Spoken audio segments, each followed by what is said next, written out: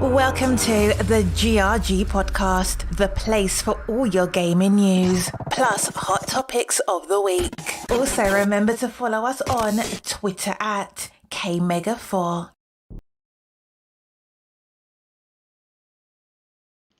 Whoa! What's happening, everybody? The GRG podcast is live. We are doing it live. What's happening, ladies and gentlemen? Another Friday in the books, but we're not done yet. Y'all's Friday might be done for the evening. Just we might be getting off work, or some people are getting ready to start work. I don't know. I used to hate the third shift, man. I used to hate it. I know there's people that actually loved it, but I hate the third shift.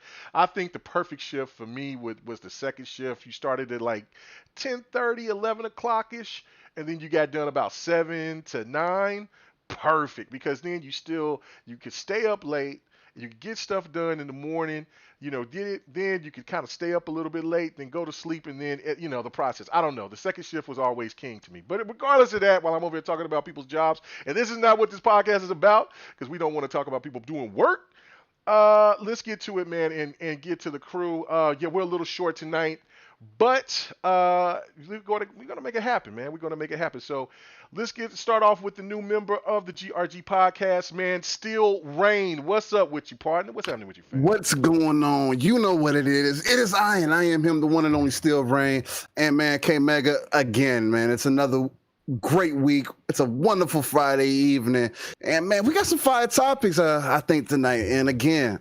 We coming from an angle, and I think y'all might find it a little different, and we're going to give it to you raw and live. So I hope y'all ready, man. But other than that, let's get to it, man. Let's get to it. And my man, he always stays hype. Look at that, man. My boy is always hype. You know what I'm saying? Bring the energy. But all right, man, let's move on, man. Our main man is back, man. He's been gone for a little bit, but he was taking care of business. But, man, he's back. PK Live, what's happening with you, brother? What's going on? What's happening? What's happening, family and crew? I'm happy to be here. Got a lot of things going on, so I'm in and out. IRL's hitting it up. I don't know what it is. I think it's just this time of the year. It's always like this for some reason. But hey, I'm here. I'm happy to get into these topics, and let's put on a good show. Yeah, no doubt about it. No doubt about it. Oh, yeah, turn down your mic a little bit. It's cracking a little bit, but other than that, man, you sound great. All right, let's get to Sick Slayer, as I call him, aka Slick. What's going on with you, brother? Oh man, talking about being all hype. I had a lot of caffeine. I think I'm just now coming down hype. from it. So I was hype. I need a little hit. I need a little hit of that coffee black. I'll be real good. Come on, but man, you sit there and say you was hype, and now you saying, I know, man, because I just felt the down coming when I just yawned. It stretched right then. All of a sudden, I'm like, whoa. A little down, but I'm cool though. I got that coffee back. I'm feeling better. So man, we got a lot of topics today. A lot of points of interest that I want to talk about, and I was discussing in the pre-show here with everybody. Everybody's got some opinions on these topics as well. So let's just get to it. Yeah, no, let's get to it, man. And then also, man, I think now they can hear it. I think we're ready. Let me just go ahead and just do a little test, right? Let's get my boy back from back in the old days, Mr. No. How about that? No!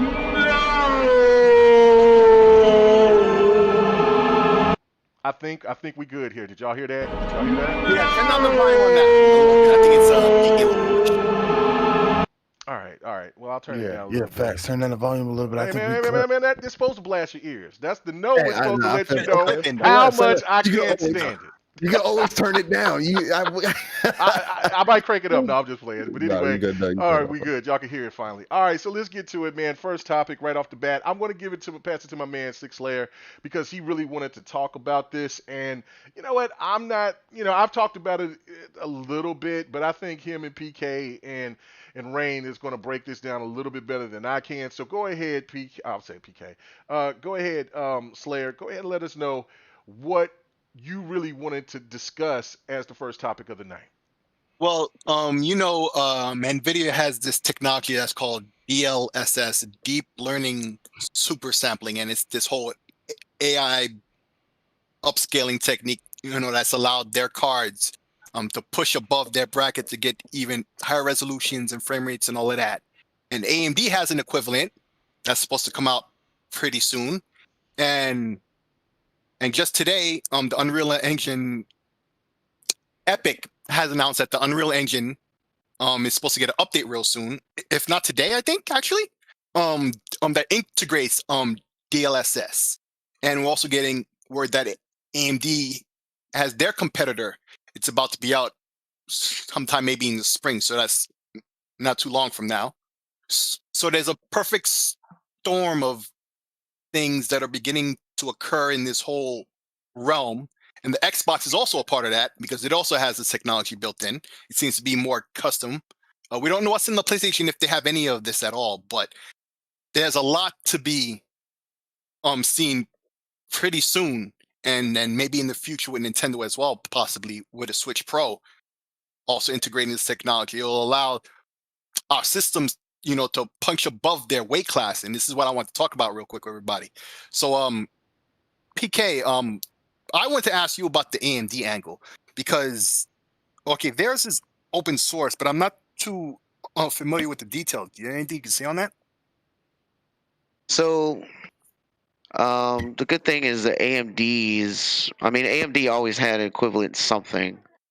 Though this is their first run at cards that are competitive, and their first dive into ray tracing. So, they are learning the curve, but they also taking small steps. It's not like they are newbies. They're punching above their weight for sure. They already proved that with their Ryzen 5000, and then they came out with a Radeon 6000 series that is very competitive to the NVIDIA offering.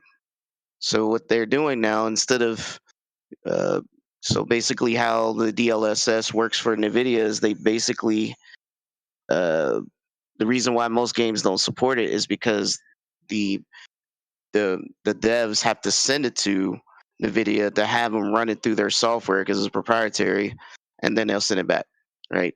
It's a different kind of process. So what AMD is trying to do is make it open source so that they don't have to come to them, and they can just run the tool through their game to get the machine to learn all aspects of the image. So what it does is how DLSS works and how the high fidelity FX super resolution will work is it takes the image and then it rebuilds it. The AI already knows how the image is, and it rebuilds it to a high res level, which takes a lot of the heavy work off of the GPU, right?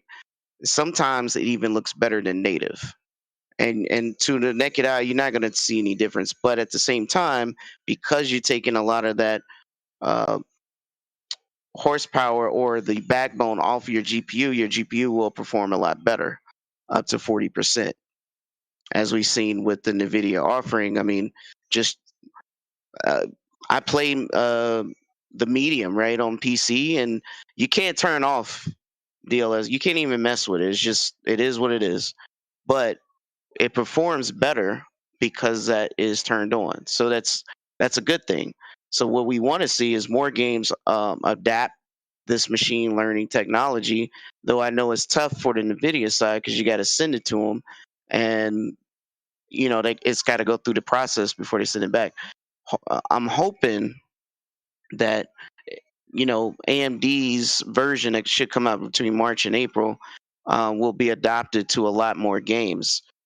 This is great news for the consoles that's running the AMD APUs, more so for the Xbox than it is for the PlayStation, but for both in general, because it will increase their performance up to 40% on the games that actually use it, right?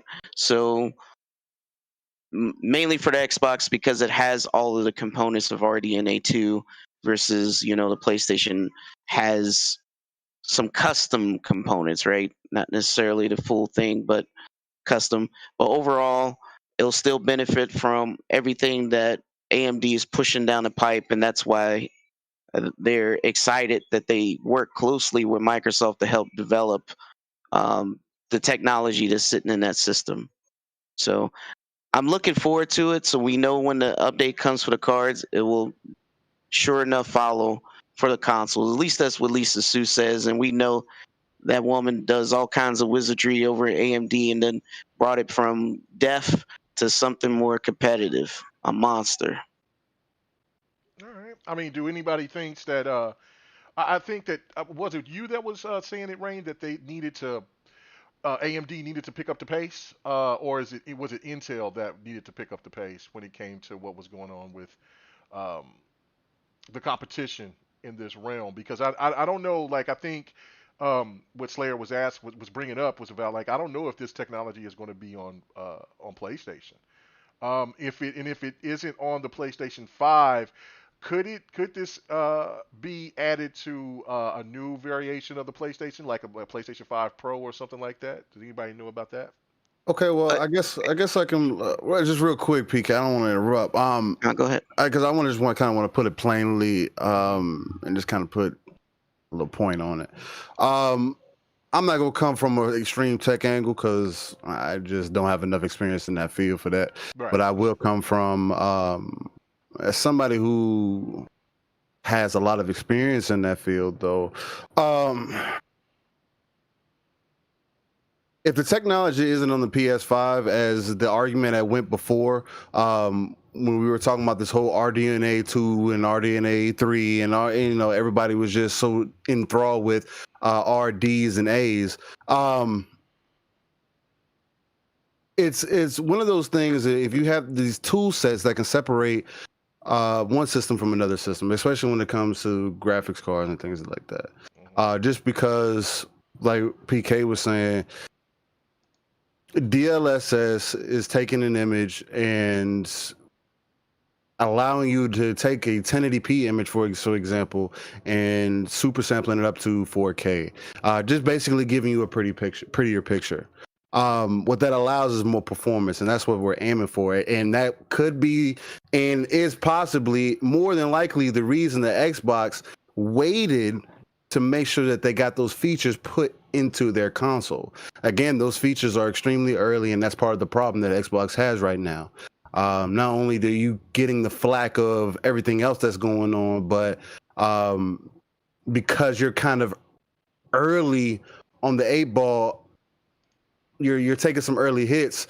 So as this new tech with DLSS is being, we've already seen it in games like Cyberpunk. You turn DLSS on PC, and if you turn it off, it's literally day and night. You'll get a 30 FPS gain, 30 FPS gains go to 60. It's that big of a difference, and that can make a huge difference on consoles if it's used correctly. You know what I mean? And that's what's important, getting better performance out of your consoles in the long run.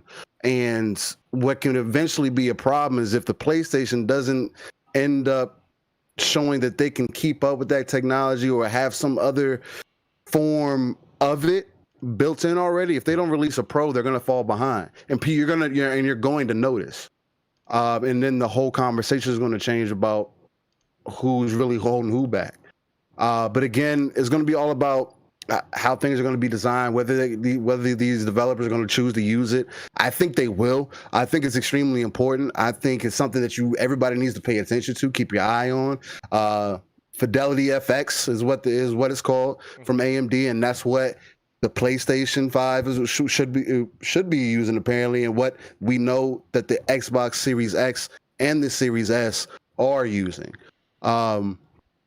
Again, it's just there's so much potential there for as far as you want to talk about power, quote unquote, because again, it's kind of something that you can't really describe for real. Everybody has their own definition of it, but it's something that'll benefit the typical consumer that you're not going to notice for real. Okay. So yeah, just to touch on exactly what Rain, he's right. But the technology will come to PlayStation. Okay, Okay.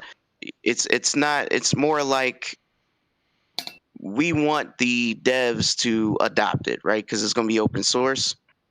Though it may not have the full benefits as the Xbox, because you won't have the direct storage, you won't have the DirectX Ultimate, you won't have all these Microsoft APIs that they have developed specifically for this technology, which is built into the Xbox, has not completely came to Windows yet. So Right.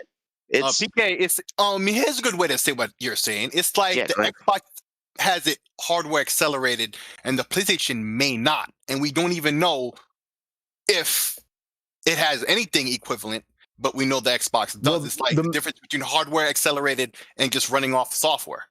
Well, the main thing it's extremely important is the whole machine learning concept that you were bringing up earlier. That's supposed to be getting adopted into all this too. The ability for an AI and artificial intelligence within the system to be able to learn and adapt to any scenario to give you that quality and the performance, taking advantage of everything that's put in place. You know what I mean? Yeah, it's definitely a big deal, very important thing. I mean, a lot of people, including myself, has been hoping for a long time that the next Switch or whatever handheld from Nintendo incorporates this technology, because on the low end, it helps even more because see your base resolution, because you're on a mobile screen, the resolution doesn't have to be as high. The Switch is only 720p, but if internally it's running the game at 360p to get, and then you upscale it to the 720p, that leaves a lot of horsepower available that even though the system is weak compared to the consoles, it can keep up or at least be in that ballpark. Right. Or transversely, they could use that in battery savings for games that are more current gen, where the Switch is already able to handle and doesn't need a performance boost, but instead it will be a battery life savings. So we'll be able to get not just one or the other, we can get both. And Sick, I love you, but that's not gonna happen. Okay, they just announced that they got their online servers off of Windows 98, dude. Windows 98. I feel you. Listen, was that you talking about Nintendo? Yeah, right. Their servers. Yes, Nintendo. No lie. Yes, but yes, it explains a lot of reasons why they didn't do X, Y, and Z when it comes to online. They just didn't have the network and the servers. Their servers were old when they put them together because those servers were put around the shit. So those servers were put in around the Windows 98. Right, and if you think about the GameCube era, when they first put those servers up in the first place, those servers were old then.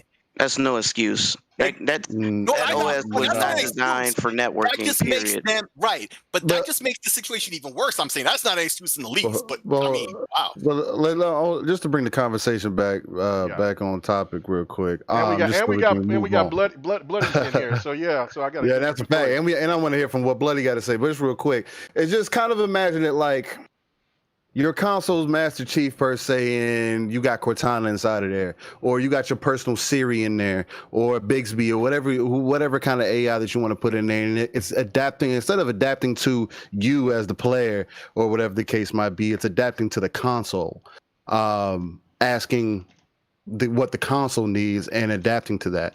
That in itself, if you can just put your imagination to that. It's something that's going to be extremely unique, and if it's used properly and it works, it can change the game. Oh man, nice. Absolutely. Oh man, our man Bloody is in here, man. It's been a minute, bro. What is happening? What is going on, brother? What's going on, everyone? It's always good to be back. I miss everyone. I always love being on the show and everything. Just got a lot coming on the back, and finally, I know I've been saying this for the past couple of weeks. Every time I can show up, more stuff keeps happening, but finally getting everything settled in my new crib. It's good to be back, man. Just trying to get back into the swing of things, trying to get things moving, and trying to do a lot this year. Trying to get back in the feel of things. Taking so much time off, it kind of throws you out of the groove a little. No doubt. And you don't even sound as hyped. Like you just sound wore out. I told you. Yeah, I told you. Listen here, for anyone who doesn't know, right now it is 29 fucking degrees in Texas. All right. I don't know how y'all people in the north do it, but that's too much for me. And the fact is that it's wet, it's raining, and it's going to drop down to as low as 12 and 0 on Saturday and Sunday. Hell no. I was like, this is the kind of weather that makes me sleepy and be like, you know what? I ain't getting out of bed. I'm going to stay right here warm and toasty, because if I touch even this damn floor down below, I was like, it's all tile. I was like, I'm not going to get my feet cold. I'm not going to make this worse. I'm just not moving. All right. I don't want to do it. I can deal with heat. You're not I can built do for heat this, all day. apparently. You from Texas. You're not built for this. Hey, I'm Dude, from the you talk South, about- so I you- hey, 100% feel you. Yeah. It You talking is about 100, that cold. 115, 120 degree weather? Shh, I'm fine. I was I like, ain't built for that either. My family's from Haiti. No. I'm good with the heat. But you put me in the cold, nuh-uh. I was like, It and get under especially cold 50 and and I'm wet? complaining. Nah. Hey, Yeah. man, these dudes over here saying that they want to be. They don't want to be. They don't want to Yeah. be. You already know They I don't do. want to be cold. Nice. Listen, you got a whole. Well, if you got the, I mean, I'm in Oklahoma, you in Texas, so it's not. Well, you a little bit more used to the rain and a little bit more colder weather up there in the north, just right there in the Midwest, right? Because it gets hot. It's getting swamp hot out here. But the point of the matter is that it's going to be cold for a week, for a whole Well, you week. also got to think where snow, I am. And the snow is going to come in, I think, what is it, Sunday? It's going to be Saturday night. It's going to be Sunday. And yeah, they're talking about like shutting down the city type of snow. Like I understand, like if I say I don't even want to say the like how many feet, because it's not. I think it's about maybe 1 or 2 feet. And I know y'all East Coast cats will laugh at that, but we out here ain't used to that type of snow. Like How high? It's gonna be like what, 1 to 5 feet, like that. Listen. That'll shut down. Listen. Shut down the state, Jack. You saw last week the tweets I put up. Okay, that wasn't 4 or 5 feet. That was more than actually it was 4 feet. And you're talking about potentially 5, bro. Ain't nobody from the East Coast can tell you nothing if you're about to go through that. So they're talking. Well, I'm sorry. Let me change that. It's not. It was a foot or two. I'm looking at it right now. It's talking about a foot or two is still, a good amount of snow. But the East Coast dude be like, we dealt more with that because we did talking about but that's nothing. Snow to drifts. Snap. Yeah. We don't do snow drifts out here. We just have snow with it whenever it does snow. So snow drifts is something. The last time that we heard anything about snow drifts, we had one of the worst snowstorms in Oklahoma history, and that was back in 2004, 2005, somewhere around there, between 2002 and 2004. So if they're talking about snow drifts coming back again, people are already prepared, man. So like it's we went mad left, but bro, global warming is real, folks. Yeah, I'm just telling you, leave it at that. Well, South, I was like, we do heat, all right, but you give us cold, and I was like, wet, especially wet and cold. Oh hell no, yeah, we don't know how to handle it. Yeah, they're saying a high of 19. That is crazy. That is crazy. Yeah, but anyway. and that's why I'm just like, But other than that, you know what? I'm feeling good though. I'm always glad to be here. I was like, I may not be hyped right now, but whenever I gotta put the show on, the energy comes out. So, oh yeah, you sound good, but you sound a little low for me, Bloody. I'm trying to feel that energy, man. Where you at? Like I said, give me a second to warm up. I was like, okay. I've been not doing a damn thing all day. Bro, it is what it is, man. We're glad that you're back. But okay, so what was your thoughts about anything that the guys was discussing when it came to the machine learning and all of that? The machine learning, I think that honestly, I know that there's been a lot of talk about machine learning, and right now I know the new article that y'all posted up. I didn't have time to really kind of read into it, so I don't have much more than what we've said in the past on machine learning. And I think that just kind of showed the growth of technology, especially with the way that they're able to manipulate AI. Because I saw the new MetaHuman assets that y'all were talking about from the Unreal Engine, which just kind of shows how much more that technology is able to advance, but also the fact of just kind of where it's starting to really kind of not really teeter off, but it's starting to kind of plateau. Yeah, they're still making pushes, but it's not as significant as you go from what we saw in the 90s to now, 20, 30 years. But the fact is, we've had these like well thought out engines that game companies have been using, and not even just technology companies. And now how they're kind of taking some of the assets and teachings from those and manipulating them in other ways. Because you can look at how AI have already behaved based on other games. So the fact is what they're able to kind of push it to do more now, and how they're also leveraging a lot of the technology, especially as PK and Sick mentioned, with some of Microsoft technologies like the direct storage and other assets like that to really kind of use more, a lot more of the hardware alongside with the software. I think that what machine learning is going to be capable of is really only just starting to kind of show just the tip, and that it's not going to be the next few years that we're really going to show what it's fully capable of. in that Mhm. point. And kind of going on to what everyone else said with the PlayStation and everything, how they're going to use. Of course, they're going to try and make use of what AMD is using with Fidelity FX, and that's going to come. That's without a doubt. The issue is that they're using older parts in their machine compared to what we saw with with especially with Xbox and what's in the Series X. You know that there's already going to be, they already have to be working on new iterations and what they're going to be doing. And you also got to find out that there was also the failed yields from the SOCs and things like that. While that may be unconfirmed, the fact is you got to look at also the shortages with going on. And they've openly stated to investors and other aspects that they're expecting shortages to last until next year.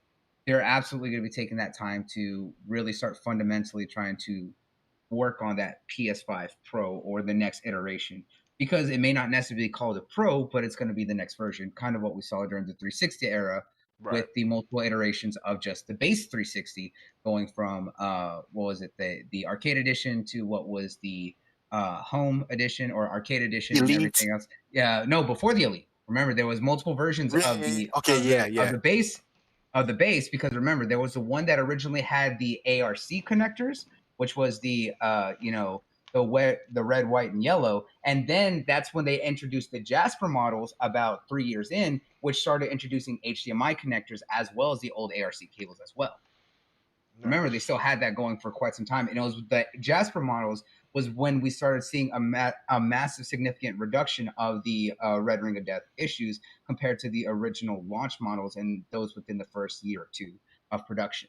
So I think that's what we're going to start seeing with the PS5, especially come 2022, 2023, when they start really kind of taking use of newer hardware, and especially all these newer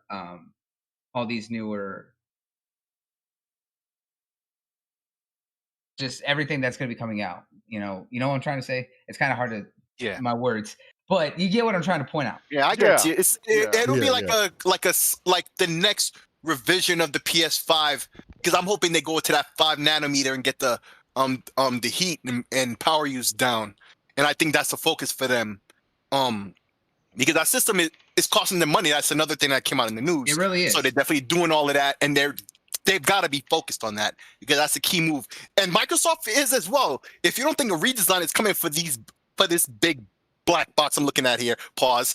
And then you also have that smaller white box that they could make even smaller. Ooh. You know?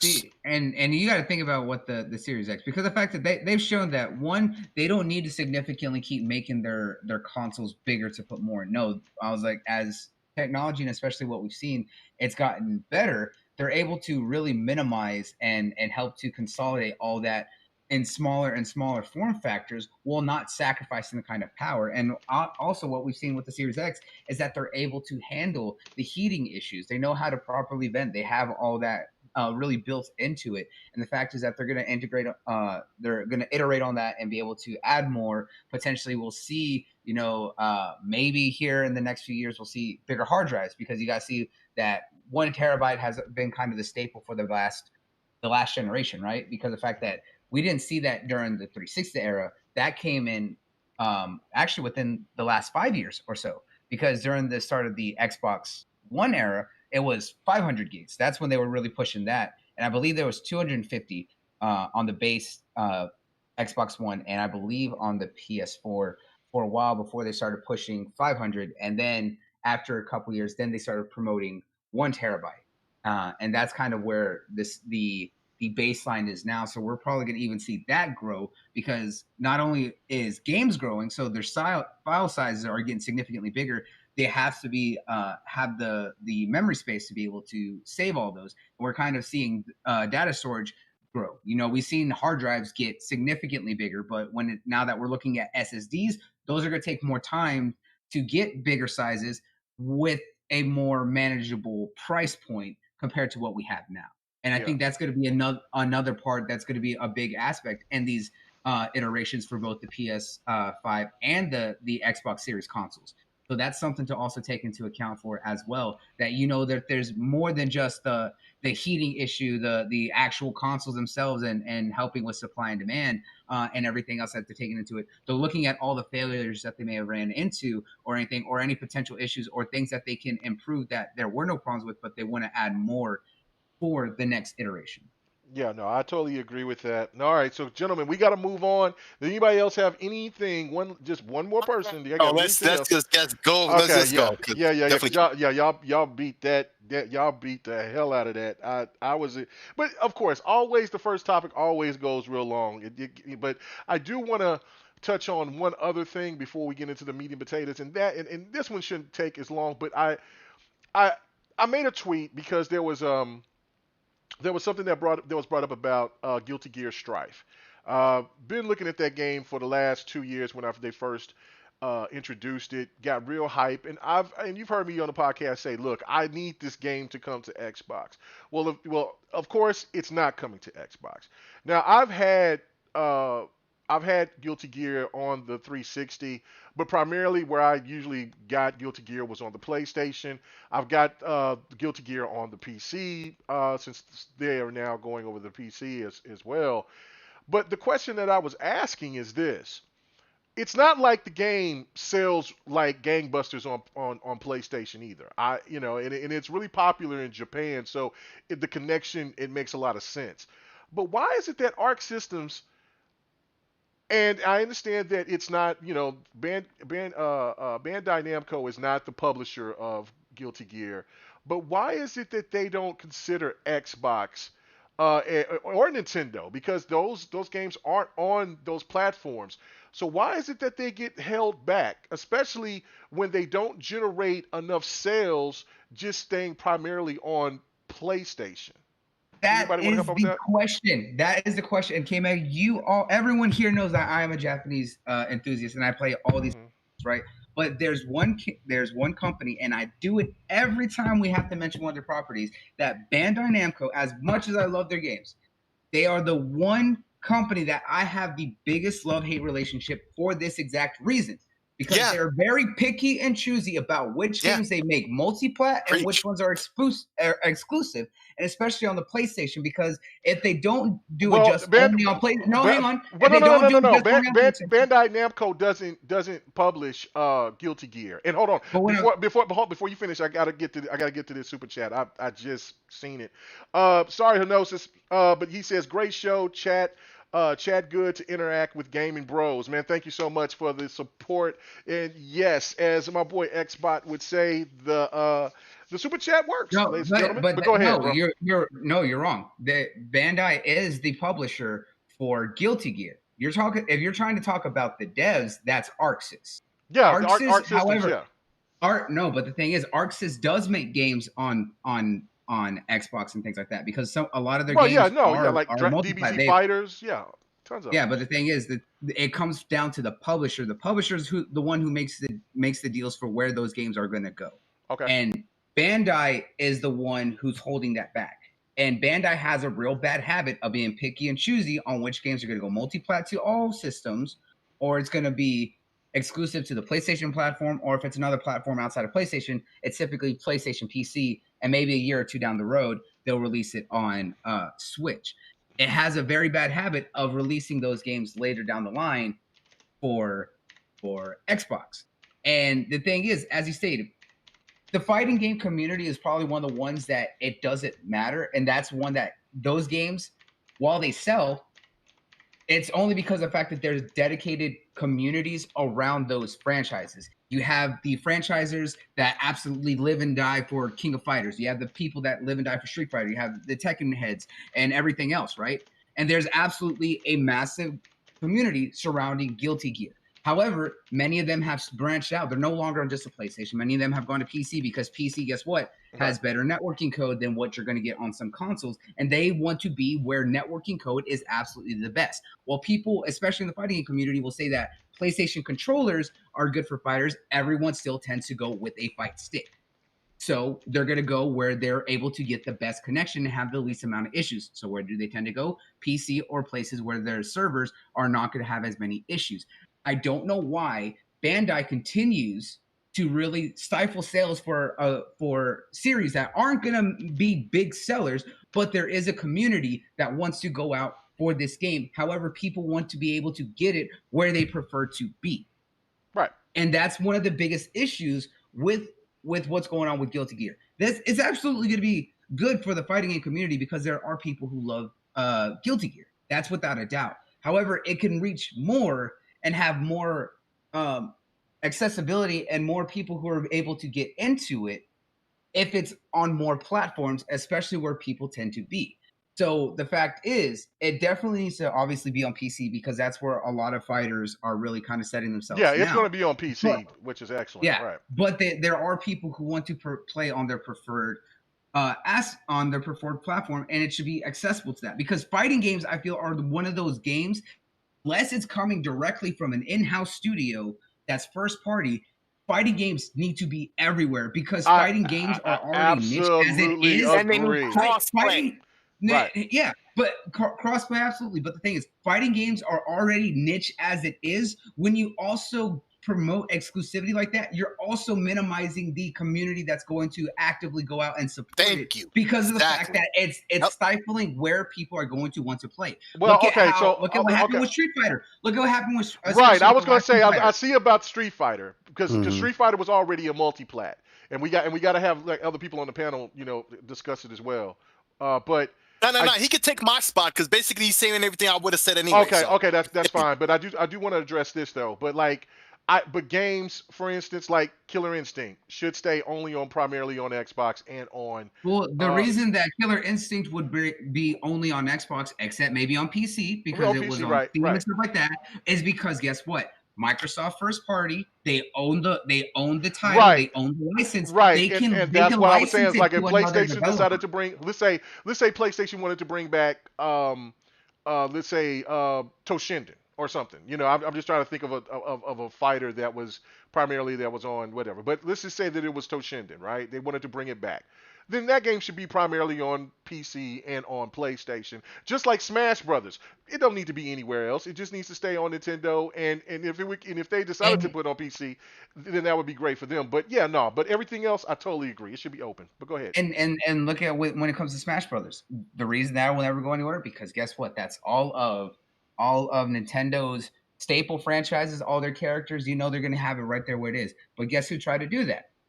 Look at PlayStation. They try to do their own version of Smash Brothers with what they did with what was it? All-Star, PlayStation All-Stars. Yeah, PlayStation All-Stars. Did it work? Not really.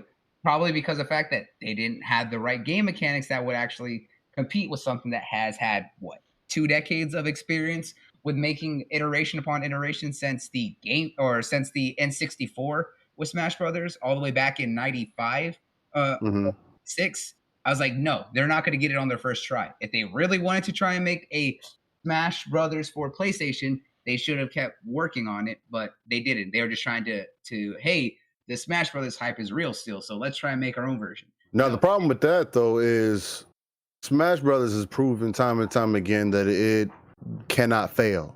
Right. It doesn't fail. Yeah. It's tried and proven. You can't repeat it. Brawlhalla has tried to be different, and it is still not Smash Brothers. I cannot play one and not want to play the other. Brawlhalla just makes me feel like it's a knockoff Smash Brothers. So it's like you might as well just copy that. If PlayStation is going to do it, no, don't shy away from the strategy. Just copy it and do that. You have the characters to do it. If they're not going to do it, then it's completely up to them, and that's why Nintendo was winning. I feel like Smash Brothers should be on everything because fighters are becoming more niche. Fighters aren't as big as they used to be. Nowhere near. People don't care about them like that no more, like that for real. It has to be what has to happen now. There's a certain type. I disagree to a point. Well, you're talking about the overall genre. It's become what's crazy about the fighting game genre is it's become more niche. So people like us who came in that era of Soul Calibur, Tekken, the list can go on and on. Who came up in that era with that and loved those games, and that's what we played. And people were in arcades playing these games, and just really thriving off of this because that's what the competition was. It's not like that no more. It's like it was ahead of its time at that point. Now it's like now you got to build the hype back into the fighting game scene, and putting on everything is the best option. If they're going to continue to go this way, or we're going to put it on PlayStation and PC, it could be because of the network code. But at the same time, look, man, we're in 2021. What's the problem now? They're doing it just to move numbers, you know what I'm saying? And just to keep it away from the competition, I feel like at that point. I mean, if Sony's paying for it, then it is what it is. If Microsoft doesn't have their hands in it, which is part of Microsoft's problem also, is that Microsoft's not invested in a fighter. They're not, period. Mhm. There's nothing there for Microsoft as far as fighters go. No, you're right. You're right. I think that you're absolutely right on that, but I also think that they see the continued community, because look at what they did when they announced and brought back Killer Instinct at the launch of the last generation with the Xbox One. But And then but hang on, I'm saying that No, go you're ahead. right that they're not actively going into it, but I think they're starting to see that. Like I said, when it comes to fighters, it's a very hard genre because you got to look at all these fighting games. These fighting games that are, and all the series that are out that are big right now have been around for 20, 30 years, since the arcades of the 80s, and of course when they started coming to consoles back in the mid to late 90s. I was like, you're talking about how long King of Fighters has been around, how long Guilty Gear has been around, same with Street Fighter, same with Tekken. All those games have history. That's why they're still the big absolute fighters, and that's why newer fighters are harder to break out. But the aspect is that they still need to support it, because fighting games as a whole outside of the arcade scene has become very much online, or outside of big especially outside of big fighting tournaments, which there's plenty local, but only two, and really one that is absolutely countrywide that is always talked about, and that's Evo. And the fact Right. is, right now, with the fact that in person tournaments are not happening, now is a time where online tournaments are taking place everywhere, right? Okay. But the thing is, fighting games need to have the have the netcode to help to support that. And to do that, you need to have multiple platforms to help kind of perfect that netcode. When you have only one server to go through, when you're going only for one platform, you're not really able to perform the necessary adjustments to the netcode when you're using different platforms, because the netcode that works on PlayStation isn't going to be the exact one that's going to work on Xbox or on PC or on Switch or anything like that. That's the issue, is whenever you're stifling the amount of platforms and potential ability to where it can be, it's hurting it in more ways than just the community that's Well, going to be that's where access to it. crossplay. That's where crossplay comes in, and then But that's what I'm saying, is that right. that's where a lot Crossplay of needs that to plays come in. into the fact. Yeah. Yeah, but okay. So let me go ahead and make this point as well. Is that and then like PK, if you got something you want to say on it, let me know. But I just want to say this. I think a lot of the problem is that like for most fighters that I enjoy, because I like all different types of fighters, I really do. But for the most fighters that I enjoy, which are Japanese fighters, they have a problem of staying in the 90s when it comes to their online, or I should say lobby system. You look at a game like Blaze Blue, Chrono Phantasm. I can't say that right, but Blaze Blue. That was the only game that came over to the Xbox One. PlayStation, I believe, got both Blaze Blues, and well, actually three of them because they got the tag battle. But the problem is that like okay, the West is so different when it comes to their lobby system, and they want it with ease. The reason why I think Dragon Ball Z Fighters, uh, surpassed it is because of the way, of course, because the way the game looks and the way the game feels, but it's also because of the nostalgia of Dragon Ball Z, and so people still gave it a chance. But when you go in there and you listen to like anybody from that, even PC gamers, they're like, this lobby system is a mess. It's weird. It's different. It's janky. It feels old school. If Japanese games come with one bigger lobbies, because there's times that I've looked at like King of the Fighters 13. Two people lobbies should go away with the dinosaur, and you should definitely have at least eight, 6 to 8 when it comes to lobbies. But then you look at King of the Fighters 14, they had up to 12, which was perfect. But that game was only exclusive on PlayStation. They start working on the lobby Here's an system example and of a making it good more lobby more. system. Yeah. You get a good lobby system that's a lot easier to manage. You will have a lot more people buying those games. I think because a lot of people, some people want to play random, want to play with some randoms, but most people just want to play with their friends. And once I think they get to that point, I think that that the fighter genre will start to grow again because the couch co-op era is been dead, and they're still caught up into that that universe. And if they evolve, I think a lot of these games can definitely flourish if they do that. So anybody else got any points on that, PK? Okay, must So I want to say that okay, go ahead. Oh, there he goes. Yeah. I don't necessarily agree with everything Bloody said. I competed in these fighting game tournaments, like officially. So, Mhm. but I do agree that I feel like that first, it's all about promotion, and these Japanese fighters are behind. None of them have good net code. None of them. Not a single one. That's why Evo, uh, when it was going to be online, Persona they 4 chose. Arena has a great netcode. Let's just back up. Yeah, go ahead. None of the Japanese games had rollback netcode. None of them. Hmm. Only the American ones. Okay, and Right. Skullgirls and I know you guys make fun of me in my Little Pony game, but that also That game is dope. Fighting The Herd Herds. game? Yeah, Fighting Herds. Oh, Yeah. Fighting Herds Yeah. Yes. had a rollback netcode code. So Yeah. besides, Yo, still rain. I guess we just gonna have to be quiet on this one. I don't know what the hell. Hey, look, you take. Hey, I'm not trying. Hey, I'm just keeping my mouth shut. I don't know nothing. Keep my mouth shut. Hey, what I got to say is there is absolutely a problem. Back in the 360 days, 360 was the console choice for competition and for tournaments. Last gen, it was PlayStation. Not because their controllers are better. Maybe their D-pad, but it was never the controller because Oh yeah, no. A lot of fighting their fans controllers were banned because they were only wireless for the longest of time, and wireless controllers are not allowed in any fighting game tournament. Period. You have to have wired or nothing. Okay, but far as the idea of what was asked, far as Guilty Gear being exclusive, that's just because it's a Japanese thing, right? There's so many complaints where they say, well, Xbox is too foreign, and they feel like there's more familiarity for Japanese, even though they don't really buy consoles or games anyway, right? They're more mobile, Mhm. but that's usually what they say. And from my opinion, that it should be multi-plat. It should be given to the most. Smash Bros is not going anywhere. That's Nintendo's bread and butter, right? That's the only way they can sell systems is between Pokemon and Smash. That's the only way they can fly systems out the water. It will never go nowhere.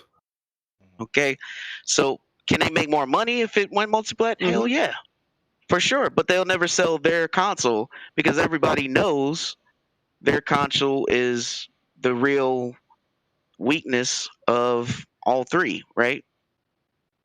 Why would you play it somewhere where it doesn't play the best is what I'm getting at.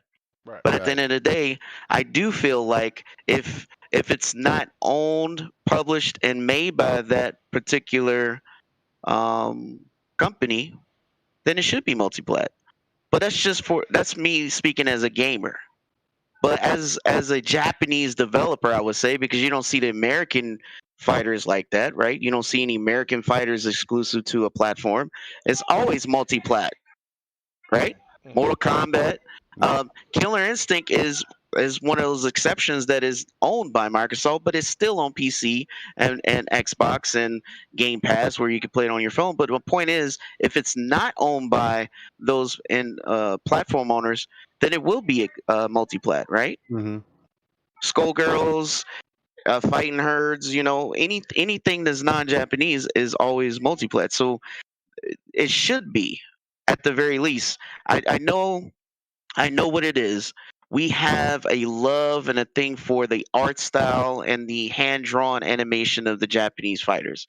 Does not mean they're better in any shape and form. They are different and they're enjoyable, but that doesn't mean they put out the best product because they did not care about online.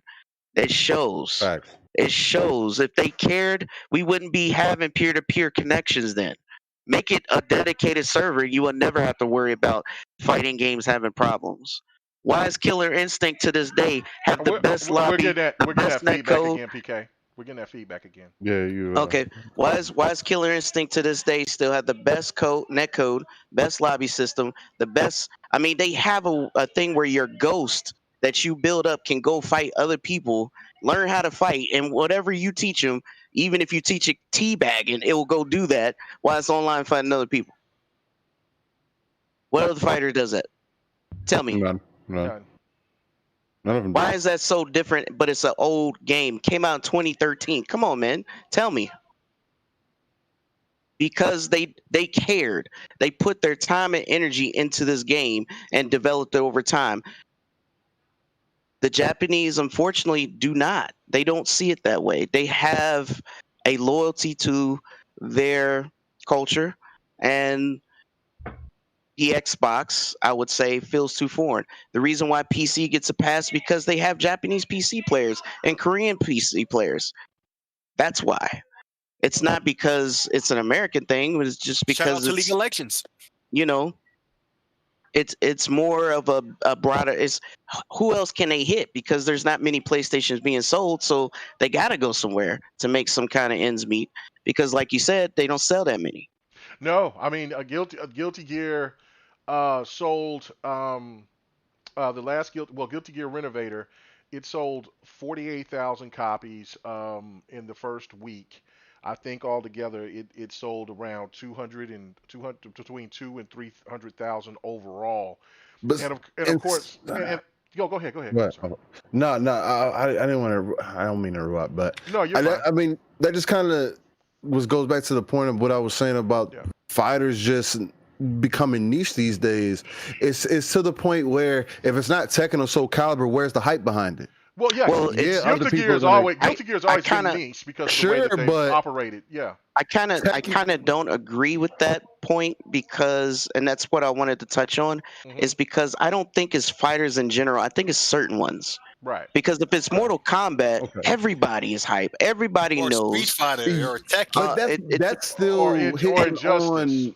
That's hitting on And heartstrings. even that has levels. what I'm getting at is- but you got to think about too is that you mentioned promotion. If there's one thing that Mortal Kombat knows, is it knows how to promote and it knows how to build hype. That is true. Well, That is Tekken 100% didn't have a lot of accurate. promotion, But Tekken is the second best-selling fighter next to the Nintendo fighter, Smash Brothers. But So, you you also know. got to look at when it comes to Tekken. You look at Tekken because it all comes from Katsuya Harada. Katsuya Harada is absolutely all over about promoting Tekken and in Soul Calibur whenever he chooses to do it.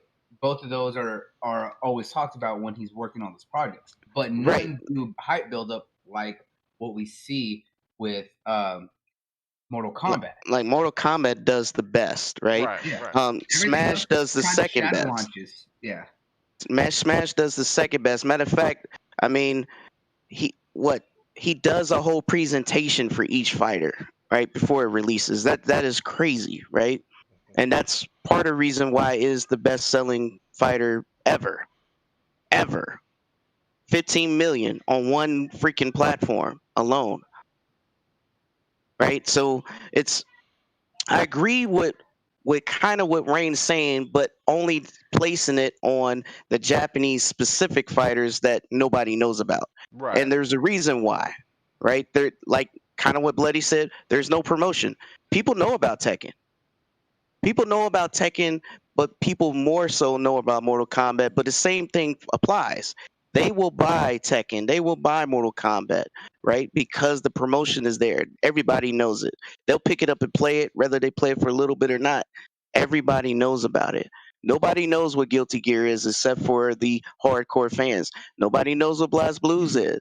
Nobody knows what a lot of these fighters are. Hell, there's fighters, I can't even pronounce the name correctly, but they're pretty dope. Right. But nobody But knows that about goes them. back into what I said earlier, is that's the issue, is that these a lot of these franchises, while they've been around, only are gonna be picked up by their dedicated community when you minimize where it's gonna be and not let everyone know. So Yeah, if people are looking for the next Guilty Gear, they're gonna follow Guilty Gear wherever. They're like, okay, well, it's only gonna be on PlayStation. All right, well, that's where I'm getting it. Now, if you had more accessibility, there's gonna be more people who want to keep up with it and be able to kind of help push that.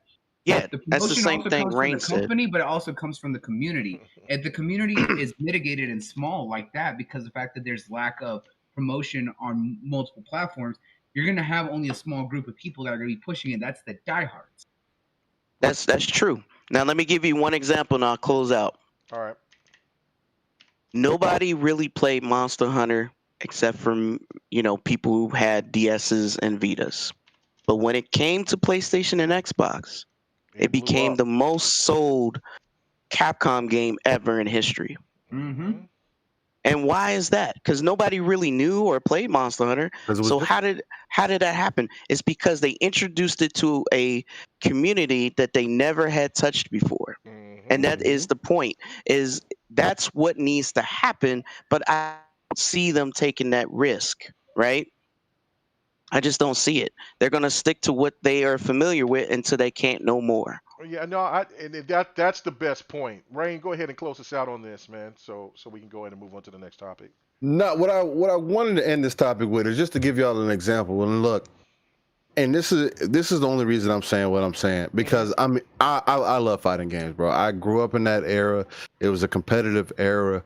I'm a competitive gamer to this day because of those fighting games. Playing Dragon Ball Z Budokai Tenkaichi 3 for hours, thousands of hours over a year, because that's all the only game I had, unlocking everything and just throwing hands with every person that came over my house. Right. You know what I mean?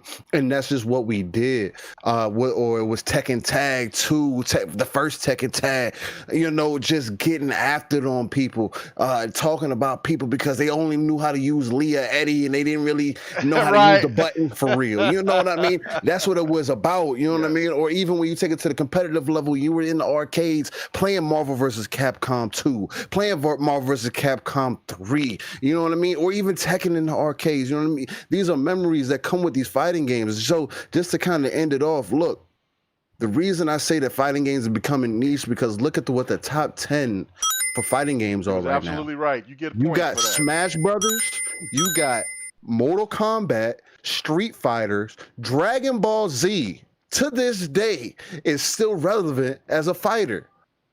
Tekken and Mugen, which is a custom which is only on PC for real. Right. Those games are the games that are getting the attention right now, along with Brawlhalla, my fault. But these are the games that are getting the attention, and most of them are games that have been out for the last 50 years, as I over-exaggerate. And that's just part of the problem. There's something has to change within the fighting scene, or some more love has to be shown, or the community needs to speak up. If they really want these games, or they're not going to come to your favorite console. It is what it is. They're going to keep it where it needs to be at and not think about y'all. Yeah, no, I agree. My last point on this, and then we're going to move to the actual topics that we needed to talk about. Because notice the homie could slip right in there. Yeah. Well, no, I had to. What are you talking about? Oh, look at this. Oh, man, look at this. This is the Donster. What's going on with you, Don? Hey, Hilo, what's going on here? Yeah, no, what the hell are you doing in here, man? Hold on, wait a minute. Man. Now this is a certified hood classic. We got Don in here now. But anyway, all right, so proper intro. Thank you. Yeah, that is your intro when you come in here. This is the thing overall that for me, and then we'll move on.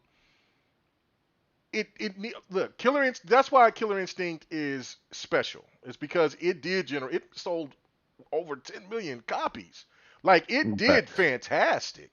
That's why, like, there's this confusion. Like, what's going on, Phil? You got to let us know why this game, it successfully sold. It did fantastic. Why is this game not out? But then now if you notice, he is explaining his ass off now. Like, look, we need a studio. That's what it is. We need a studio. That's it. So they Mhm. understand that, you got people like Maximilian, a person that's a big time YouTuber or content creator that's all about fighting games. Talk about, look, bring back this fighter. I think this is why it's important that I think games like Guilty Gear and Blaze Blue and all these other games like Kill a Kill. Like, y'all may not even heard of that game. Like that's a cool No, little yeah, game. What, I heard. Kill Kill Yeah, If? Killer Kill, Yeah, based off Kill a the Kill If, anime. yeah, Yep. like, and all these, and then of course the anime games that Sony is invested in. You These mean are, every copy paste Arena Fighter in yeah, existence? every copy, yeah, all these games. Game Pass is their promotion. Like, I know that there's a certain group of people out there that likes to dog out Game Pass, but Game Pass is the best promotion that these games could get. And what you do is that you also bring in a demographic of people who may not even like certain fighters, but then next thing you know, if they play them, they're like, whoa, and then they'll bring back that nostalgia for the older fighters who stepped away from them, and then for the people that's new, this is just introduced. It's just like with Yakuza. When Yakuza came in and then they introduced it with Game Pass, it was the perfect marriage. You bring some of these fighters, not all those fighters is gonna blow up, but I guarantee you bring some of those fighters in there, they will. So I don't know, man. But let's get on and move on to the. I agree with that, right? And Yeah. I'll say the fact is, if you look at it, there's no social media that's as big an advertisement as Game Pass, because not only do they promote Game Pass actively on all their official accounts, like on YouTube and everything else, with all their trailer announcements and stuff like that. They also do it during all their live shows whenever they make these announcements, as well as the fact that they're actively doing it on the daily and weekly on Twitter alone, and not to mention Instagram with their announcements. And guess what? The Xbox social media accounts know how to have fun and really get interactive with the community and help to bring those other companies that they're doing these promotions with into it, and it helps to bring more people's attentions to it actively, because we saw it once Yakuza really came out and started showing up with Zero, and then the 1 and 2, Kiwami 1 and 2 last year, and now look at how much more attention that entire series has got. That series has actually grown in sales due to that, has gotten significantly, become more of a staple for Sega, and now you're looking at the entire franchise and plus the spinoff Right. now all on Xbox, and how much more attention that game continues to get. A franchise that's been around for 15 years is now starting to sell millions of copies compared to the very few million that it had on one platform, because promotion and opening to more platforms. That's this. That's what That's the PK. key. That's what Hashtag bring back rival PK. schools. Yeah. Bring Yeah. back rival schools. All right, we got to move on. We got to get off of this. All right, so let's get to this. All right, so me and Don talked about this. So it was good for you to come on, because me and Don talked about this on the Dev and the Gamer earlier this week, and so What is this show you speak of? yeah, I know. I don't know. Show that does not exist except in the minds of children. Yes, that show is. So don't listen to me. This is Hey, basically. we're 18 and older show. I don't know what you're talking about. Oh my goodness. But The anyway, minds of children. but so basically the rumors about the acquirements, right? So this is basically like, okay, here's another rumor that comes out, and we've heard this rumor before about Microsoft and EA. All right, so I got woke up this morning. Big shout out to my boy Thomas Franks. He sat there and he hit me up and he showed me the article. I'm like, man, that would be nuts, right?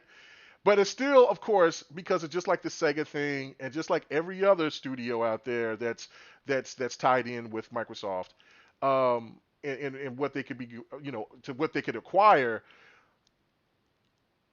The thing that I want to know from you guys is, first, okay, the EA thing. Do you believe it, for one, and two, what is the best fit for Microsoft?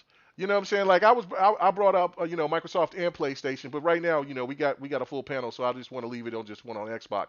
What is, and the people in the panel, I mean the people that's watching, please let me know what you think. What is the perfect fit? I just seen before we started the show that there was somebody saying that Techland is the studio that Microsoft is going to get. Like, so I'm going to start off with you on this one, Slayer. What do you believe the EA thing?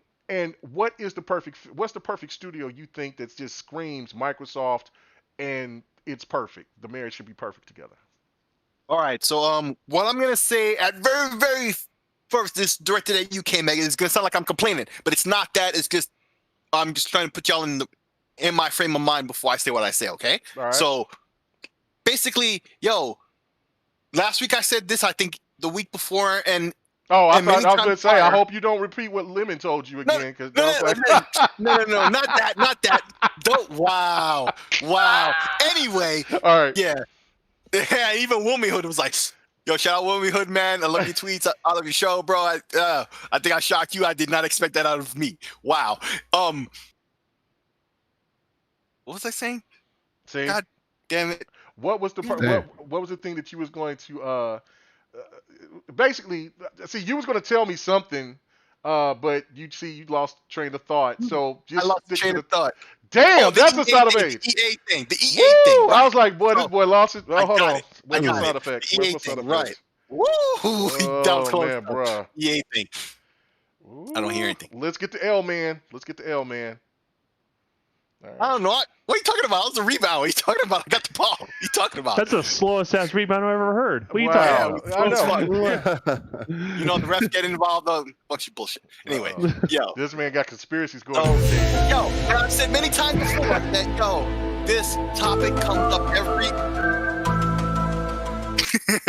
this topic comes up almost every week or every other week, and I always say the same thing. Like, I really don't think because based on the basis of the original rumor is such that it has to be a big purchase equal to the size of ZeniMax, and EA is one of the first I could say that definitely fits that situation, right?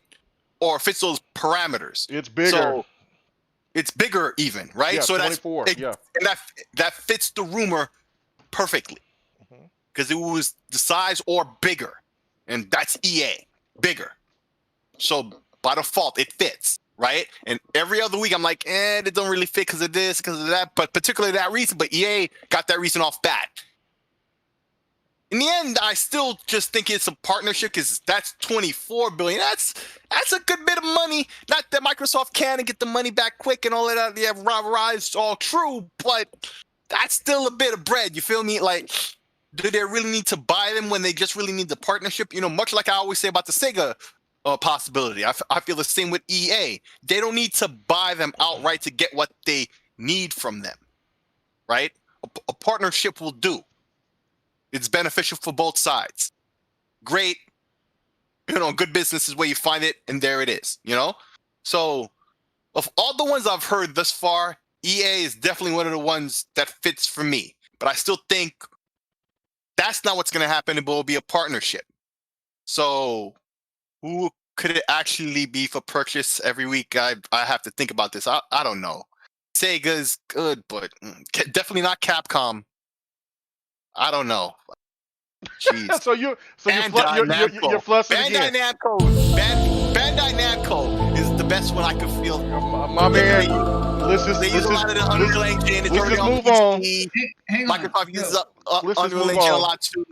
I feel maybe that. I kind of. Are you calling Mueller right now? I'm gonna call Mother. Hold on, bloody. I gotta go to PK too, because PK said he wasn't gonna be here for the whole show. So I'll get to you, brother. I'll get to you. I'll say so. PK, who do you think that is the best fit? And do you believe the rumor about EA again, 2-3 years later? What do you think, man? No, I don't believe Who's got the EA. gameplay? I think That's my gameplay, sucker. I think it's always a company that has a close relationship.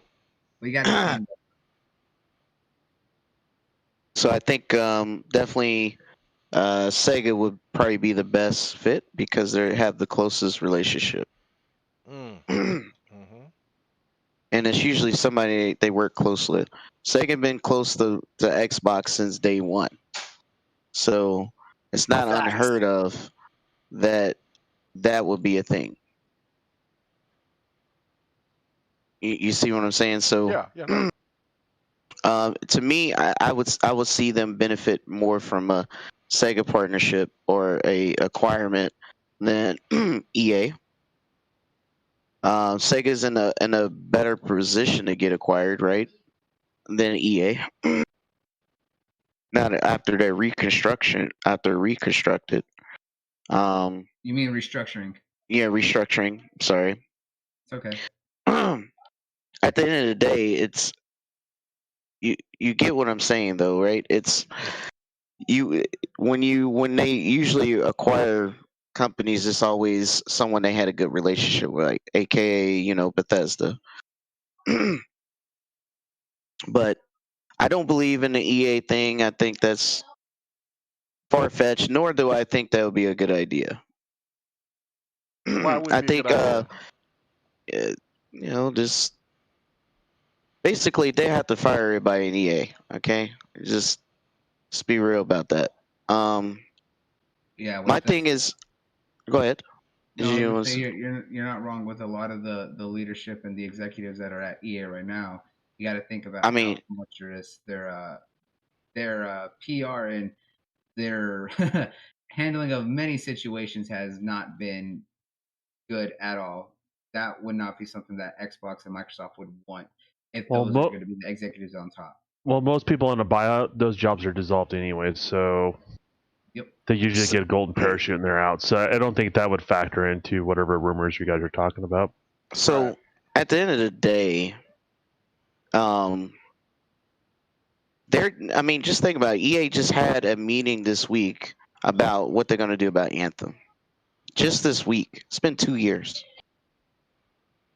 They only had 30 guys working on that thing.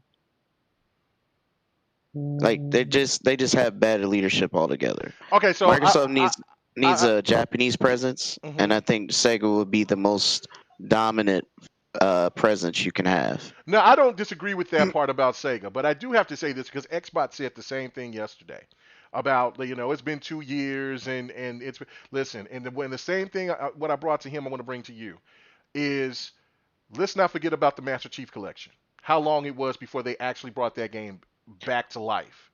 You're talking about EA and Microsoft. There's two different things. It's not. But it's about bringing the game back. And let's not forget about the Division. Division was 2 years before they did any. But Division wasn't EA. That was Ubisoft. Yeah, they have more than 30 people working on. I can tell you right now. Yeah. Okay. All right. That's not that part of the rumor is not true. Look at how quickly how quickly EA will kill off Battlefield, which is probably one of their biggest. Battlefield is not going anywhere. It's not going anywhere. They're coming out with a new one.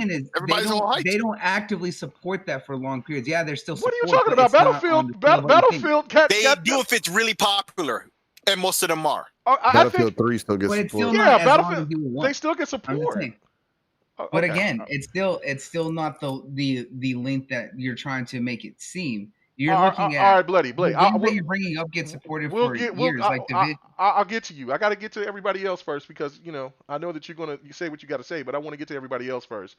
So all right, so PK, please finish, man, because I want to hear what you're gonna say. Go ahead, Bloody. I'm cool. My thing is I think Sega is a better fit. That's all I wanted to put out there. All right. Well, let me go to. I'm going to go to you last, Bloody, so you can go ahead and get your point out. So all right, what about you, Rain? What is your thoughts about this, man? Who do you think is the best fit? And do you agree with anything or disagree with anything that Bloody or me or anybody else is saying?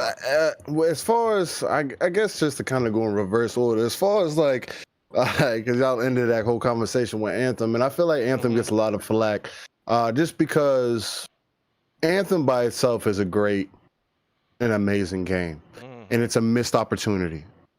I personally feel as though if EA doesn't flush out Anthem the way that they should, the way that they promised to the community, to the gamers, or whatever they told the people, you know what I mean?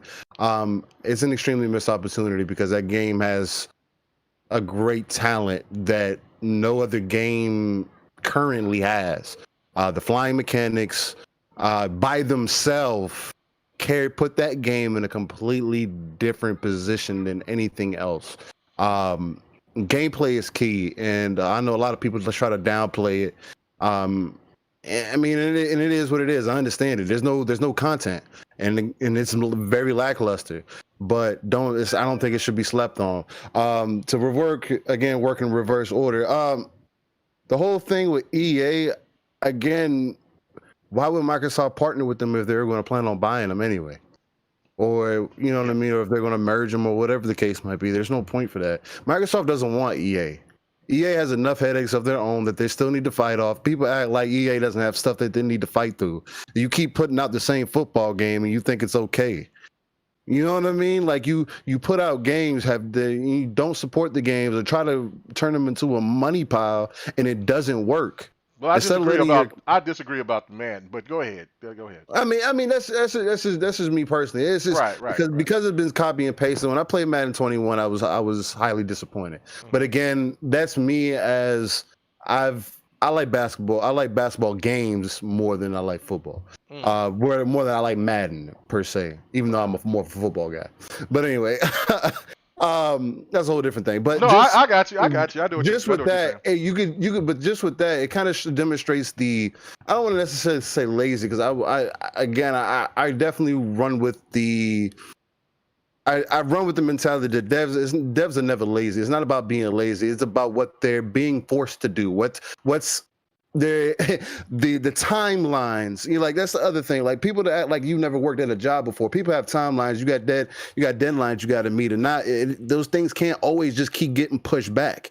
And sometimes they don't want to hear your voice. So games get put out the way they get put out, and should it happen the way it is? Nah, but that's why we as the consumer got to keep speaking.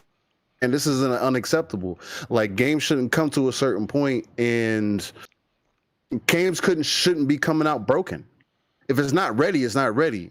Anyway, well, that's slightly going off on a tangent. Again, working in reverse order. No. I agree with that. You was about to get the coin. Yeah. Because I want to just stick to the topic of who I think Microsoft would acquire. I mean, at this point, the only company that really makes sense. I think there's two from me personally. And there could be a third one, but they said they're out of the conversation, even though I don't believe it. And I'm just going to say that's Warner Brothers for me. But between Sega and Capcom, I feel like there's something there. Very nice. Between Sega and Capcom, there's something there. I know people like the clown Sonic brother, but that's another icon. It might not be an icon for some of you guys, but for the generation of the 90s, if you were a 90s baby, I'm pretty sure Sonic has some influence on your life. That is an icon that is very popular to kids. You saw how the new movie blew up. Bro, they changed the whole design of the character because the people were mad about it. They forced them to change it. You know what I mean? So you can't say that there's not an influence there. There's that Sega partnership that they could possibly make or just merge into Microsoft would be perfect. Not only do you have Master Chief, but you got Sonic too. That's your perfect platformer. You can never deny that. That's as good as Spider-Man at that point, right? To me, honestly. I mean, it is what it is. That might be me personally. But I have, that's kind of a childhood thing for me. And Sega has other titles, you know what I mean, that you could really dive into. But Capcom for me makes more sense just because you get more of that Japanese market. You know what I mean? The fighters that we're looking for, you get those, put those in the Game Pass, they're guaranteed to get looked at. People are going to play them.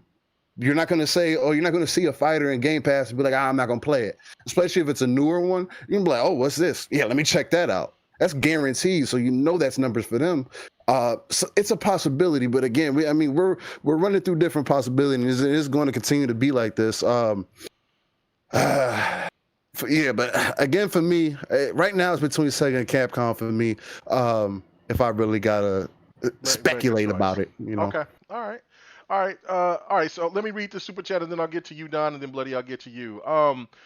All right, so thank you, Victor. He says Sega and Sonic franchise. He says Blue Side for Kingdom Under Fire series or Korean talent. WB for superhero games and fighting genres. Partnership with the rest. I mean, look, I'm not mad at that. I'm not mad at anything. I mean, there's a lot of opportunity for Microsoft to go ahead and to purchase anyone. I think that I haven't, you know what I'm saying? I'm trying to think of what else Blue Side makes, because I mean, because that's the first time I've heard Blue Side. I don't know. Anybody else know what Blue Side makes? Because you know he's saying Who? it's Korean talent. Blue Side. I haven't heard of Blue Side Heard of that. before. Yeah, Blue but Side, they're in so no, he's specifically saying that they made the Kingdom Under Fire games. That's what they did. right. I know that, but That, I'm saying, what else? Did but anybody know they what also else Blue Side made? no that they made only that series as well as they made 99 Nights back on the 360. Ah, okay. That's what I was looking for. The actual guy. Yeah, I love 99 Nights. I wish that was back. Compat. I need. 14-3. Some people know it, Yes. but I yeah, that love. was 99 Nights was good. I do like 99 I Nights. love it. So, all right, Don. Okay, I asked you about this, but you know what I'm saying. I'm going to ask you again. For the people who didn't watch Devin the Gamer. What is the perfect fit, man? I mean, and do you believe this EA rumor again? So why did the EA rumor come up again? I don't understand. Okay, there was an article that came up, and they were talking about the rumblings about EA.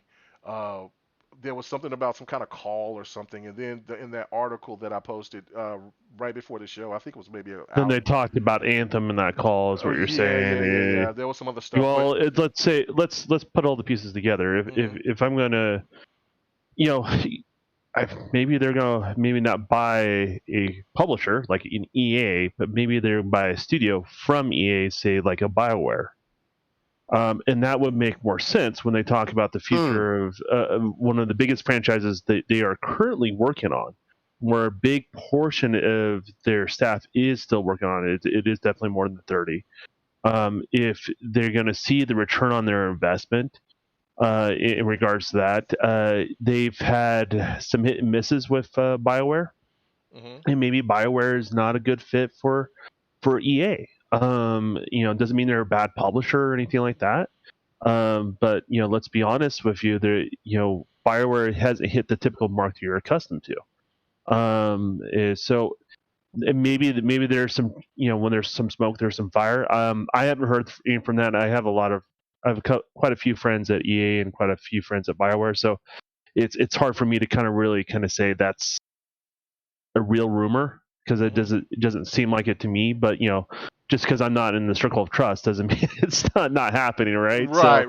But if you look for the information in the rumor mill that people are talking about, I would say that would be a logical step for people that can come to that conclusion. So we'll see where it lands, and I think obviously BioWare does work good well with Microsoft, and I think that there's maybe a potential for growth for BioWare once again, and it might be better for EA as well. I think it might be mutual benefit, and that's kind of like, I think, the point of the conversation, right? What's the most mutual beneficial thing with the studio and the publisher and everything else that's going on there? So, But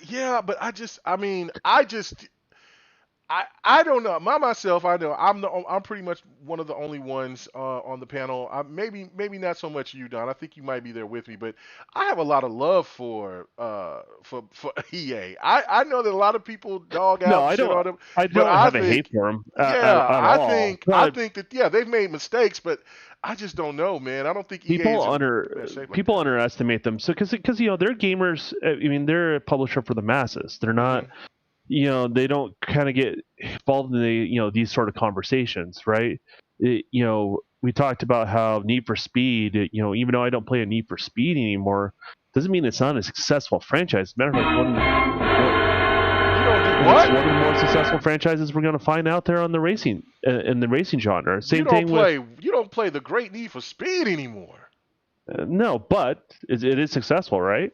Then people don't talk about it. And just because, say, a Battlefield doesn't hit the mark where you wanted to be, doesn't mean it wasn't profitable, right?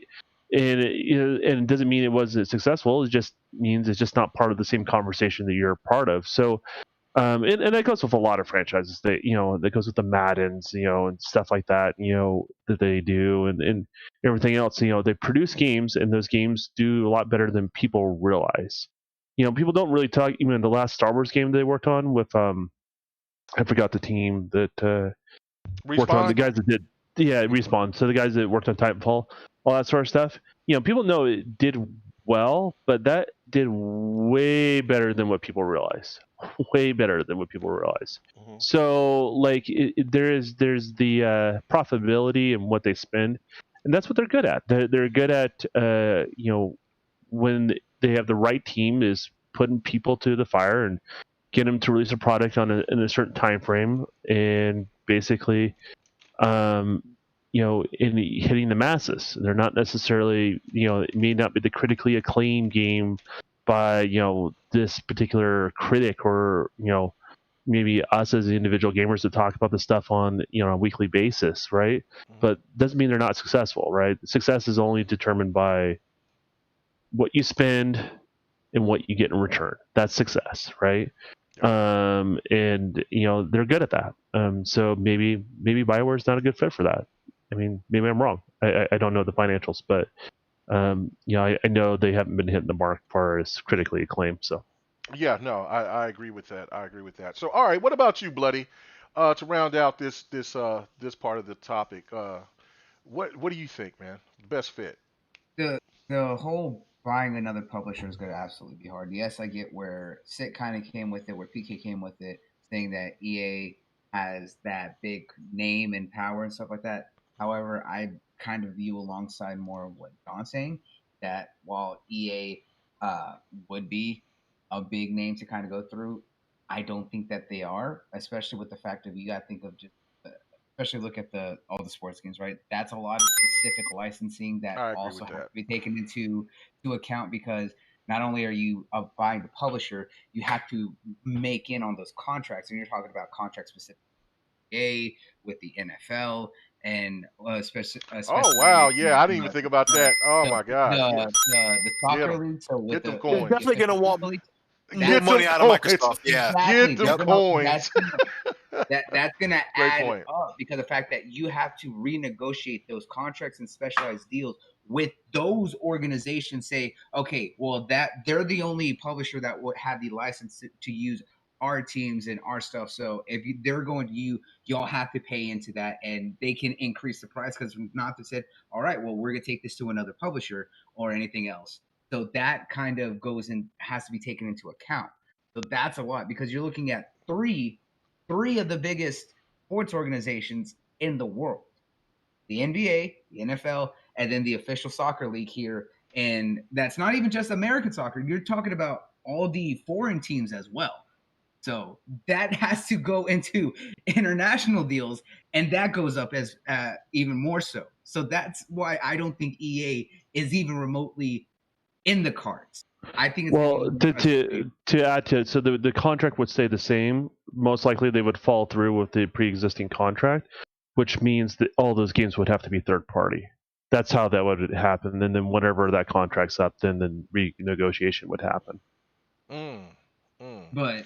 But again, that kind of goes into it, because that's kind of where a lot of EA gets attraction as well. Besides, obviously, their shooter with Battlefield and some of their stuff. But the biggest thing that EA has going right now is their EA Sports titles. So that's going to kind of, if they don't have those games, what does EA kind of bring to the table that can't be done? You know what I'm saying?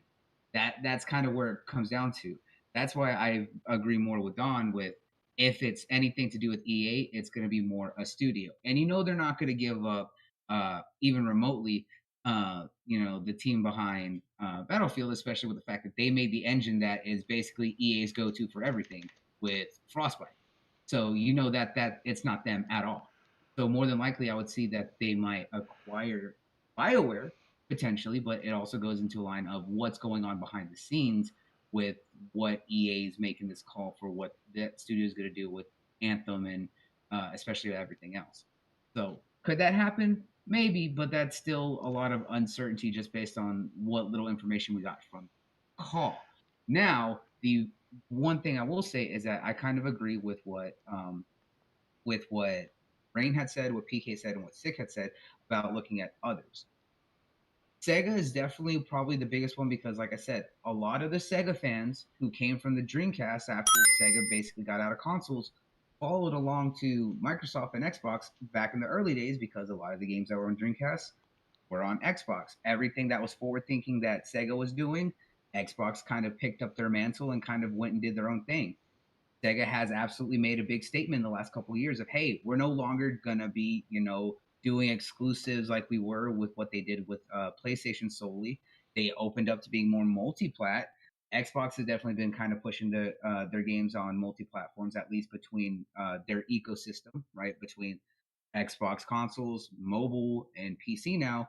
Sega wants to be able to kind of expand that. We've seen that even Microsoft's willing to put stuff on Steam and stuff like that and push the PC crowd outside of just the Windows Store.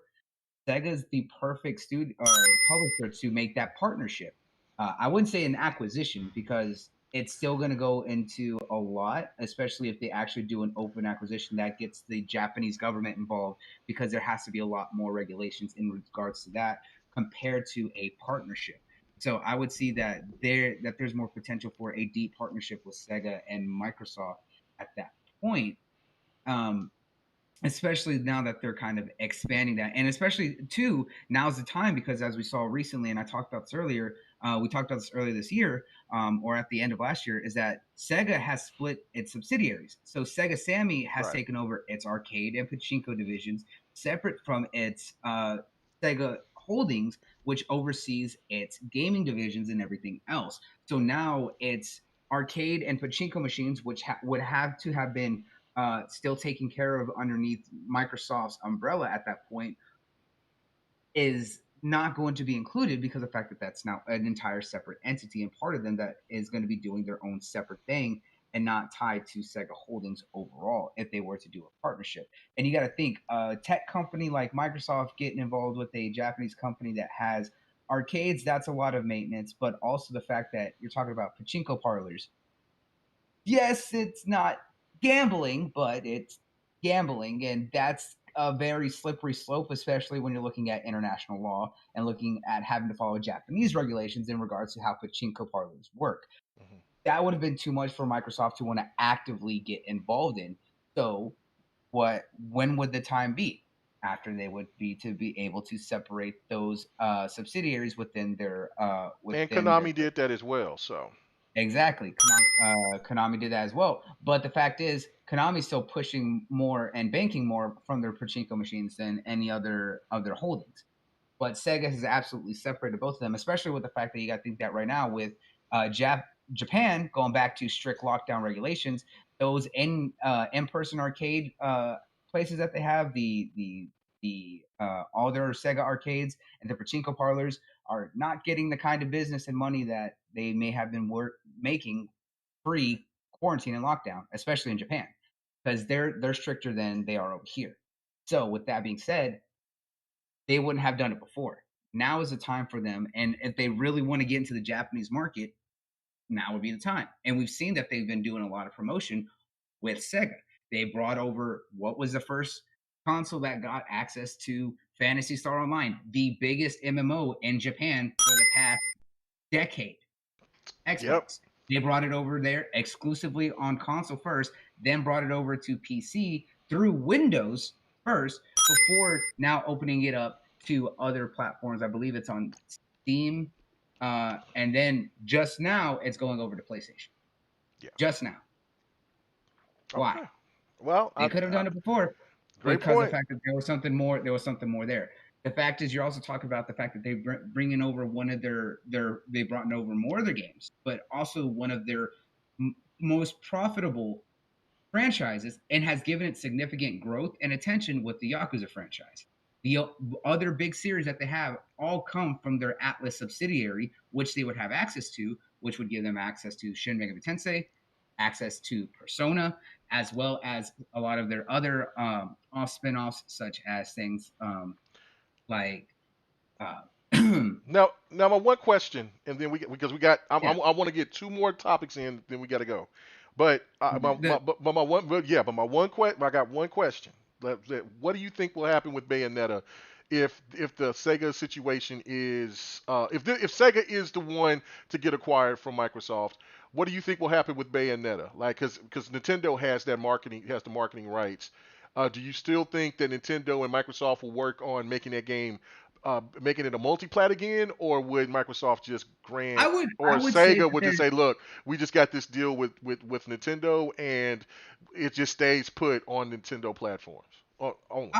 I think there's going to be some renegotiation, but I still think that it's going to launch probably exclusively first on Nintendo, and then we'll get it on that makes sense. Xbox later. Because look at what's happening with the Bethesda deal with what we're seeing with Deathloop and Ghostwire Tokyo. They've openly stated, yeah, we're going to honor those contracts for those games for the exclusivity that they had already had previously. After those contracts expire or that term expires, then we'll look at things going forward. You know that once that's gone, it's absolutely going to be all over their platform and everything else going forward. Right. So I wouldn't see why they wouldn't do the same thing with Nintendo. And you got to think too that they have a better relationship with Nintendo than they might have with PlayStation. So guess what? If they say, hey, yeah, you can launch it exclusively first, you'll have it for this amount of time. Then after that, we want to bring it over to our console as well as we want to do the last one. They may pay a little bit more upfront, but guess what? Then we may potentially get a remastered version of Bayonetta 2 on the Xbox ecosystem. Which I love that. And now since I got a Switch, I can get Bayonetta 2. I just thought about that. Yeah, but that would also bring, guess what? A lot of people wanted Bayonetta 2, but not everyone was willing to go out and get a Switch, but now everyone does, so it's all there. And now a lot of people are waiting for Bayonetta 3 whenever that's going to happen. So it's potential that just like, hey, people like that franchise, people like that from Platinum. Why not give it to them if there's a way for it to be exclusive? So it's a way for them to bring it over to more through that renegotiation deal. And again, with their relationship with Nintendo, it would make a lot more sense. Now, for what everyone mentioned on Capcom, maybe there's definitely been a relationship there. And we kind of saw that during the 360 and the start of the Xbox One era. It's kind of been touch and go here and there, only because of the fact that after the failure of, especially the failure of the Dead Rising franchise after 4 and everything, and that pulled off, while 3 was successful, definitely on Xbox One and being exclusive, Dead Rising 4 kind of put that on hold. You've seen that Capcom didn't have much of a comeback until the launch of Monster Hunter World, and as PK mentioned earlier too, they brought that to a whole new community. People that never had a chance to even get into that series brought a whole new love for that, and now everyone's excited for Monster Hunter Rise, which is now being Switch exclusive, but now there's more people finding more information, especially after the leak, that may only be time thing and will be on other platforms later on, which is perfectly acceptable and fine, because the fact that just means more people are going to want to play more Monster Hunter World. And then we've seen how they handled the Resident Evil DMC5, like a DMC5. Oh yeah, DMC5. We had the exclusive demo. We saw that Xbox was promoting it very heavily right before it launched, and then everything going into after launch, all the kind of a content and everything with their marketing for it. And then of course, I think PlayStation took over marketing with the special edition that came out at the launch of the new gen consoles for both PS5 and Xbox Series X. Yes, it still is getting the same stuff on the Xbox Series X, but I think the marketing went over to PlayStation. And then right now, PlayStation has the marketing for Resident Evil 8 Village. So Capcom kind of plays the middle ground. So while there's definitely that relationship there, I think they might be a harder sell compared to what we see with Sega. That's just kind of my opinion, based on everything we've kind of seen that they've done over the past couple of years. And I think that's where you got to really take into account of things. While there is a relationship there, you also have to see what they have done. And that's kind of where it is for Capcom, is that they know that they need to kind of play right in the center and kind of stay neutral. Okay. All right. So let's get on to talk a little Halo. So it was, and then we'll finish it off with CD Projekt Red. But all right. So there's no plans to well, they said you can never say never, but there is, but from what Microsoft from what Microsoft and 343 said, there is really no plans going forward that there will be a Halo Wars 3. And of course the internet, you had some clowns out there that was trying to, oh, it's dead, nobody didn't buy it, it didn't sell well, it didn't do this.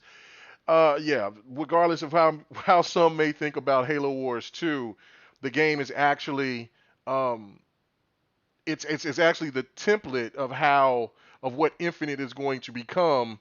And then also, like, for people talking bad about Halo 5, those two games are going to be really the game that kind of structures Halo Infinite going in the direction, if you've played those two games and beat them. So let me go ahead and start off with the Don on this one first.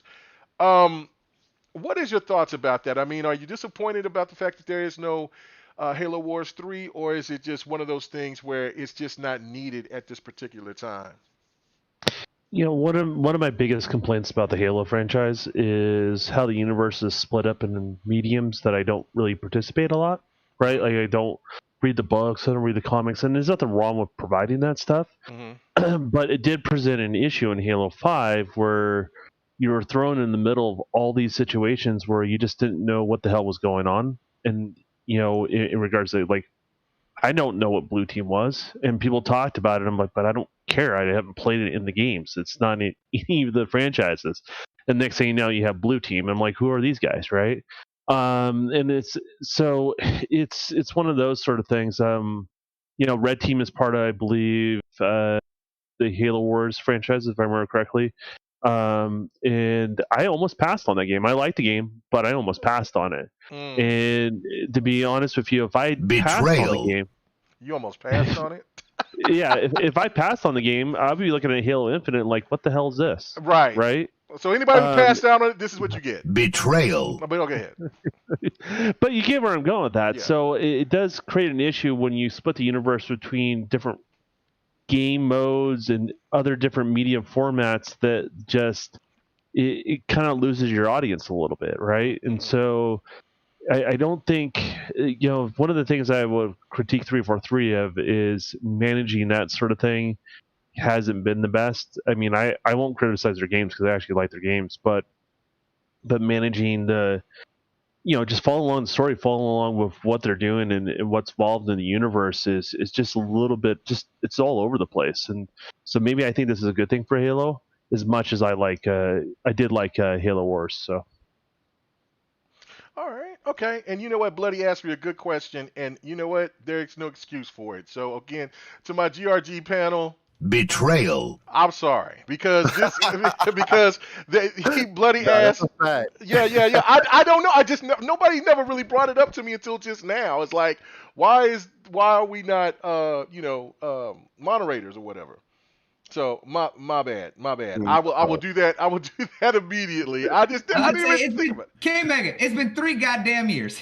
Bro, I got trust issues. I'm sorry. Listen here, I've been with Megan for 4 years, and he still doesn't trust me. So don't worry about it. No.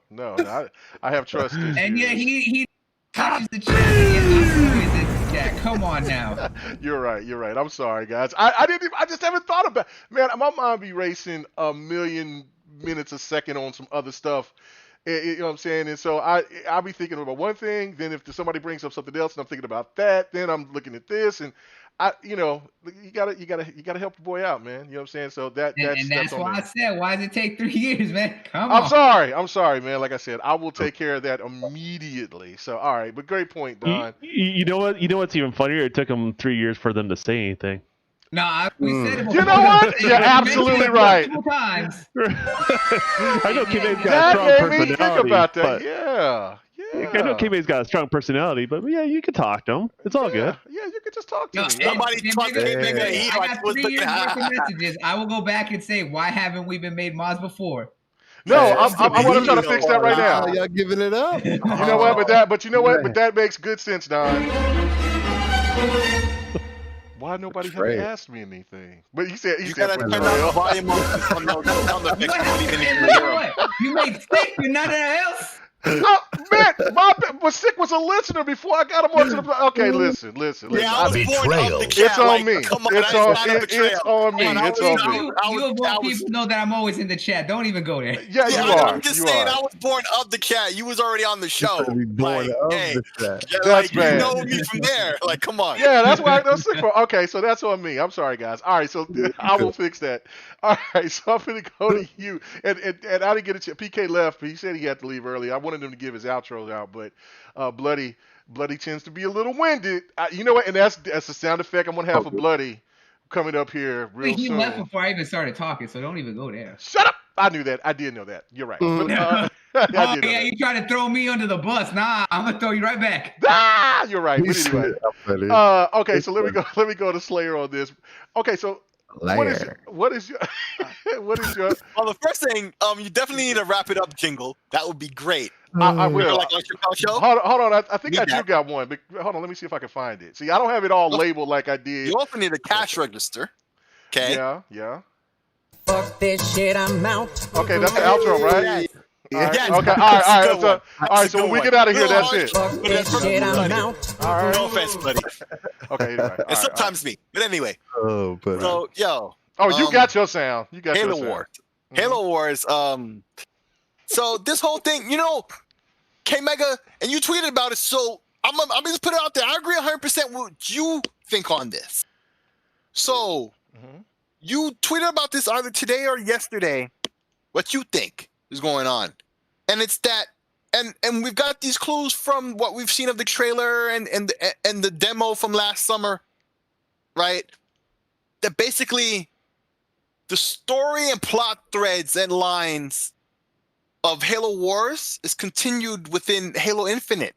Like those two forks on the road have merged, I feel. Mhm. And that, that whole story continues on with, the events of Halo 5 and all of that. And the way you broke it down, like how there's the created, that whole situation, and then you have what's that group? The Banished? The Banish, yeah. Right? And then you still got the Covenant remnants that are still always out there, and they'll and I mean, we played through the very end of a civil war on the Elite planet, on their home planet. Like that's you participated in that in Halo 5. Yeah. Like a lot of major events were happening about the same time, and Halo Infinite is like a spiritual reboot and an intersection point for all these plot threads. And this is how I feel, plot wise, it's going to be able to maintain for many years to come, like they claim they're going to do with the game. So maybe not everything will be answered with the version we get this holiday or November or whatever, but it's going to continue on, I think, in DLC, and the story continues on with different aspects of the story. I don't think the single player ends with the game that we get, and I think this is how it's going to happen. Right. So this is why there's That's not a already Halo been- Wars 3. That's already been confirmed, just so you know. So Oh, well, then. when people were talking about the lead leaving and working on some other project, what do you think he's working on? Halo Infinite. Yes, another story element of Halo Infinite, so DLC. Nice. So Nice. so I mean, on when Game people, Pass. Nice. but that's the thing, is they wanted something they can iterate more like that, in Yes. regards to, if you look at Destiny, like, people Exactly. use it as a template, and I don't like comparing the two, but let's be honest with you, Destiny plays like Halo Reach with floaty jumps, right? So Yep. it's so Xbox when will say you- this to you, Don. You are fake news. Xbox would say that to you, man. You Yeah, are fake news. position and firing and all reality. that is the same as Halo, but the jumping is different. Yeah, it's the, floating. the jumping's different. So, but the reality is that game has a hard time doing the iterations for the demand of the product, right? So people burn through whatever DLC they go through, and then it's all about the in-game. But the in-game gets kind of boring and it gets kind of stale, to be honest with you, until you start getting to the raids, and that's where it starts becoming interesting once again. So the question is, can we as an industry iterate quicker, these story elements quicker? Can we plan them better so it's a little bit more continuous in regards to that? And we're starting to see that with certain types of games, with like seasons and stuff like that, but not on the story side of things. So the question is, are they going to be able to do that? And so we'll see what they're alluding to. So Nice. down the road, but that's part of it, though. All right, man. Look, let me ching in up on this conversation real quick, man.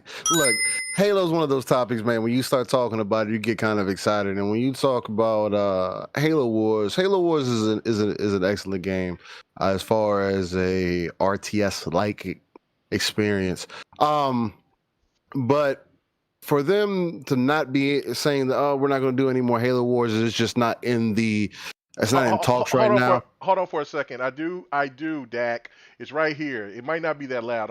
Let's see if you hear it. You are fake news. It's there. I got the fake news. I got the fake news, brother. Don't worry about that. But go ahead. I'm sorry. Go ahead. Yeah, where else was it going? But with the whole Halo thing, man. What needs to happen with Halo Wars, I'm glad they stopped making it, because there's other things that we need to focus on. We need to focus on the actual narrative and flesh out the story of Halo itself. Halo is so much more than just Master Chief. Oh, John 117 himself. That's why I got this man on here.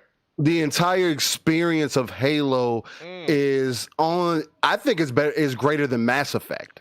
To me personally, and it's sad that you have to read the books to get any of the knowledge that Halo has for you, because it's deep. For example, the reason that people don't like Locke is because there's no backstory for real. There was a movie, it wasn't part of the game.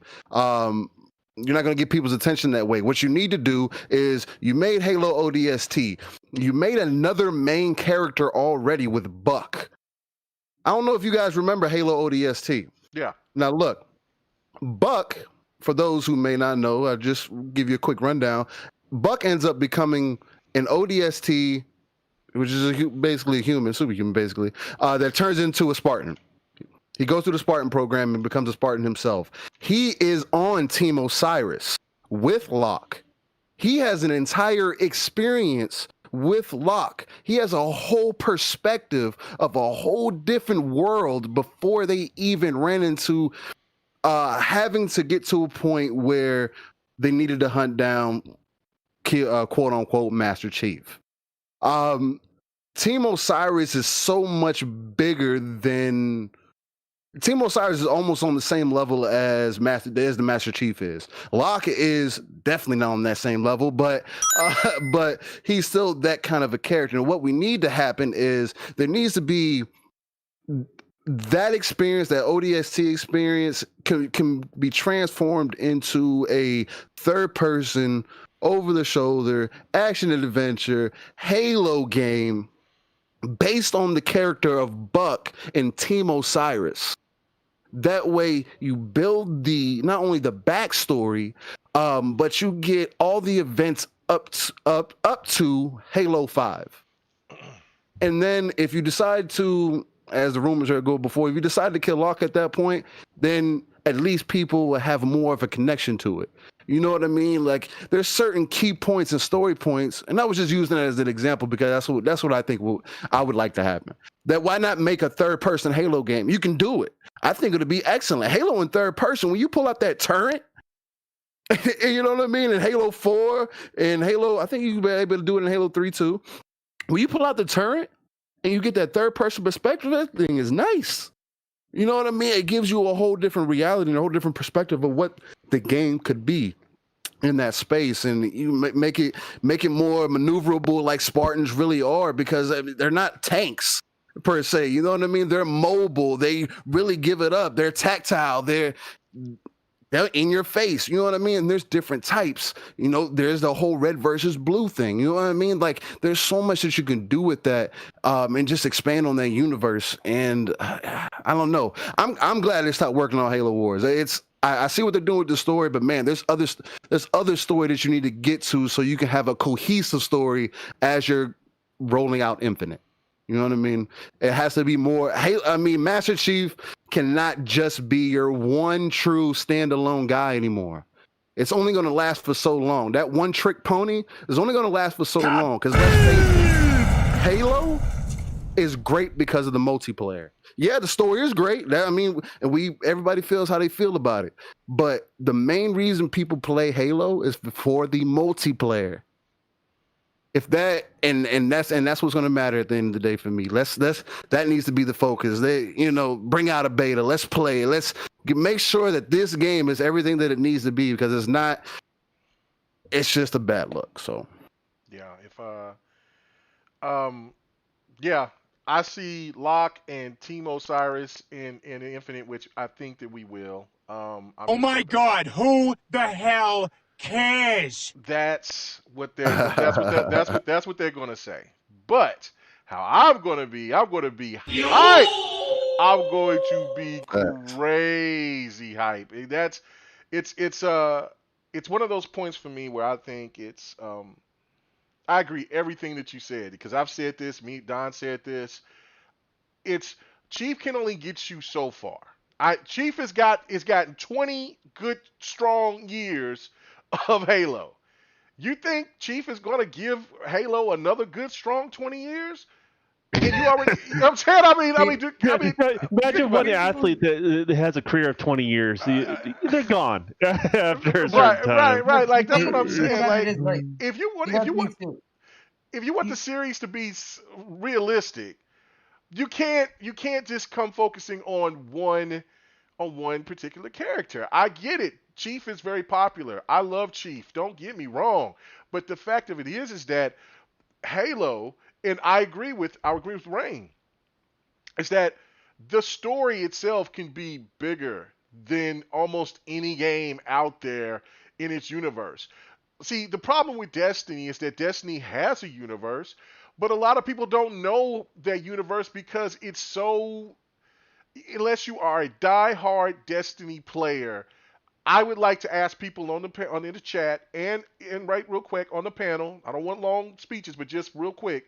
Do you guys know the lore about Destiny? Anybody? Off the top of my head, no, I can't give it to you. I know generally. What you're trying to talk about? There's No. a lot too. Okay, but but you say you know it, right? Yeah. You know the whole lore.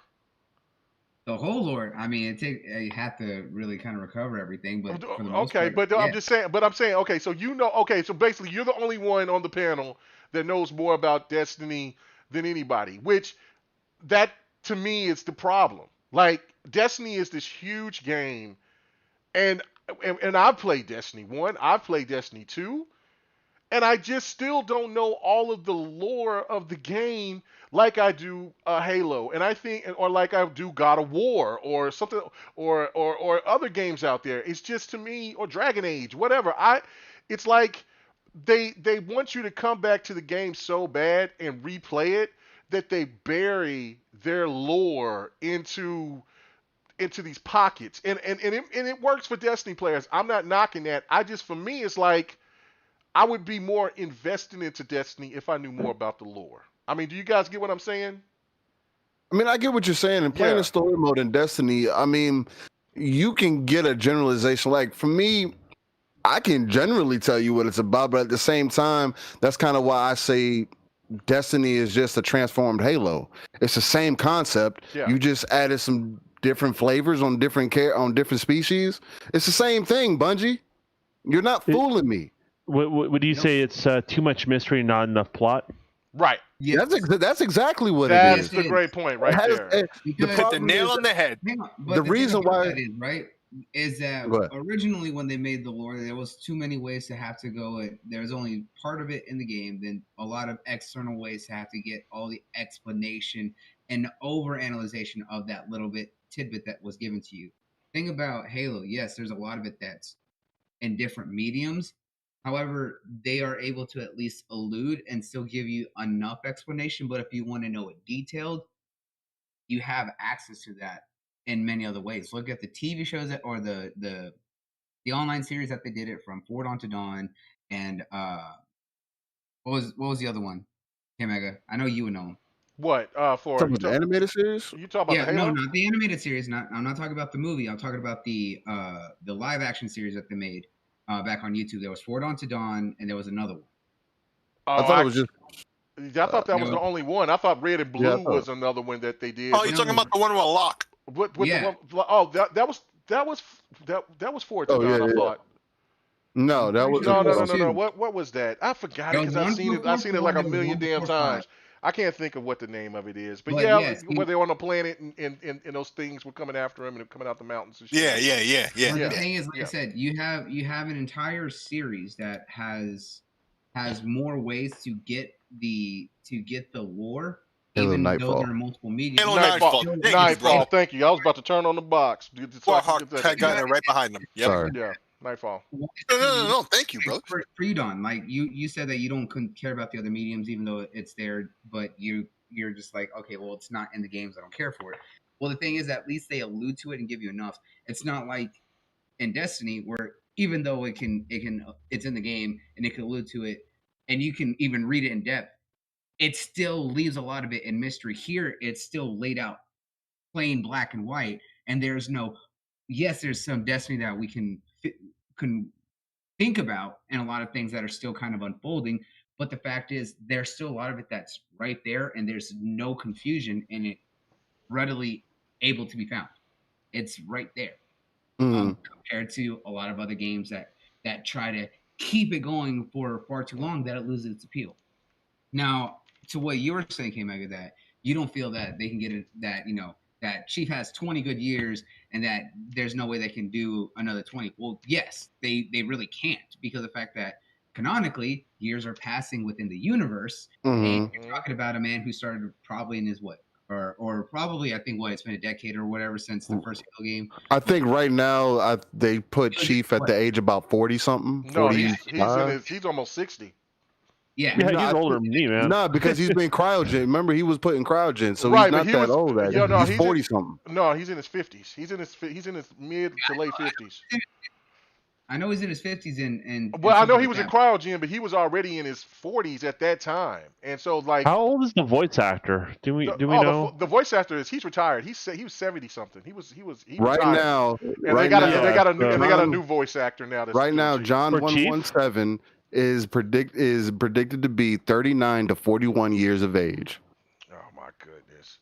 Biologically, John 117 can be estimated to be roughly 39 to 41 years of age. By the time of Halo 4, where did you get that from? Halo Fighter? Augmentations, Halo Waypoint. I was going to say that's because they want Chief Halo to stay Waypoint's there official. Forever. Halo Waypoint's official. However, due to his augmentations, he will likely remain in his peak physical condition for up to several decades longer than a normal human being. They want him to stay there forever. That's what they want. That's what they want. Hang on. What I'm trying to say is that they could. I was like, now the thing is, there are characters that are able to kind of have multiple iterations. However, they don't. Bloody passing those games. All right? Hold on. Let me just make this point right here. You know what I'm saying? I used to go to Halo Finder quite a bit until I realized about what they want to, about how narrow-minded that they are. This is my thing right here. God damn it, Kratos is a god, and he's going to die in the end of this saga. His son's going to take over. If they let me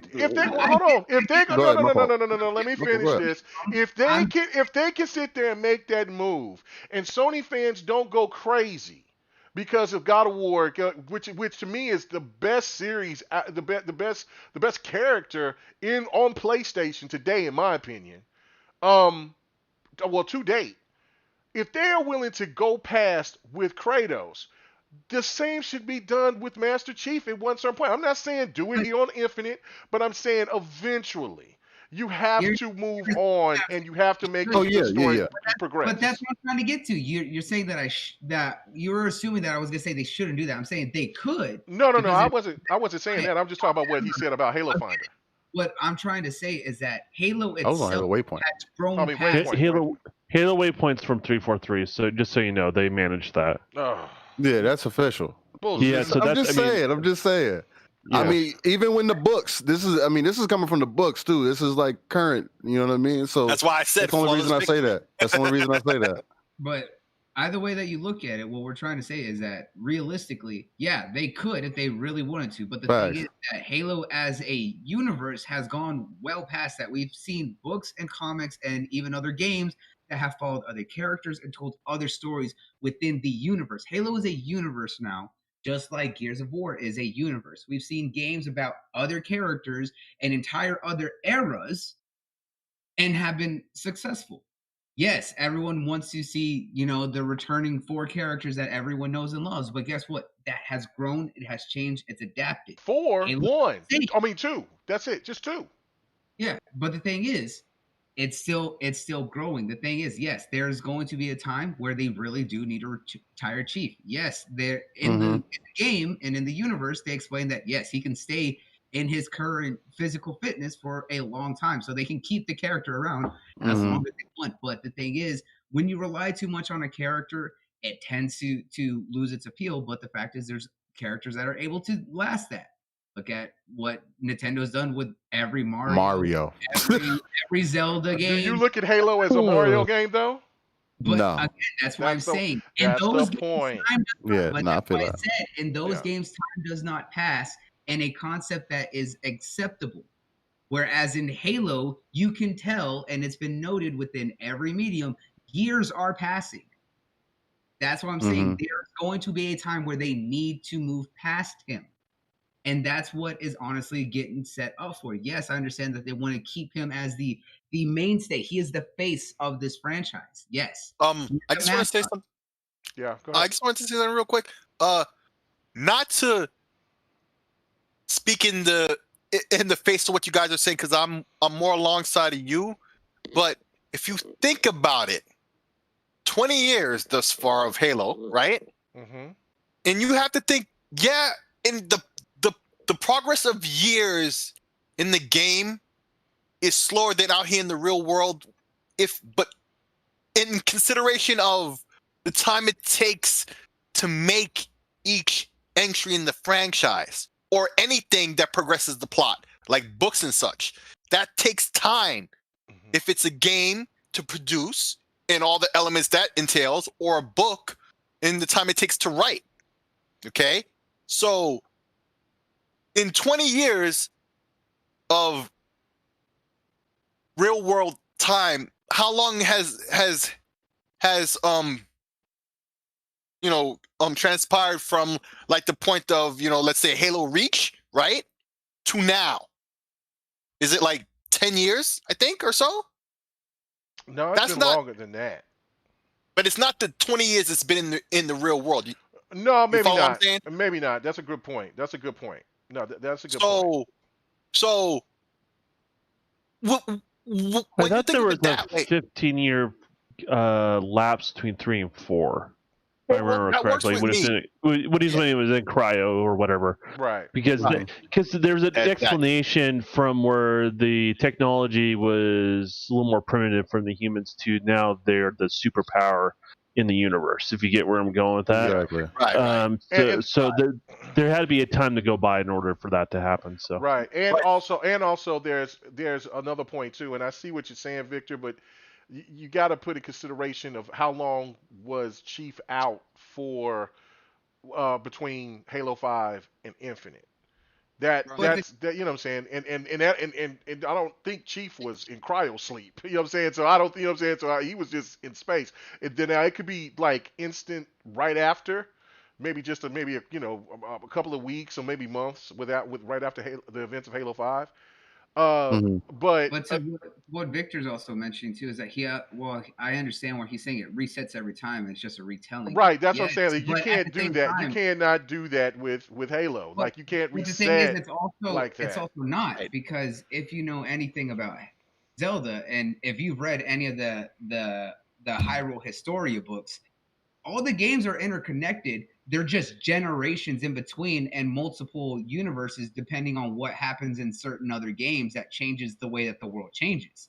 A lot of it all stems from the original with Ocarina of Time and Majora's Mask, and depending on what happens in one timeline, it completely separates into 4 different timelines that go down and make their own universes. Just like what Wind Waker goes into, I think it evolves into what we see with like Spirit Tracks and everything that goes from there. And then Breath of the Wild is another subsection after a game, and its timeline, like they're all interconnected by generations. It's just, yes, it's a reboot, but it's also not a reboot. Right, that's what I'm saying. Like and you can't do Halo like that. Like you cannot. You can't. So it's not. No, the same. but that's the overall point though, because Right. I feel like it's just lazy on the part that Halo has such an ever expanding universe, and Master Chief doesn't have to be the only guy that you focus on. He's not the only heavy hitter. He's not the only person really, taking it to the enemy, man. He's not the only hero. Again, you have that third person perspective game that you could really bring Halo into and would probably rock the scene on an Anthem type of level. Like when you see Anthem and you went into Anthem that first time, you were dumbfounded.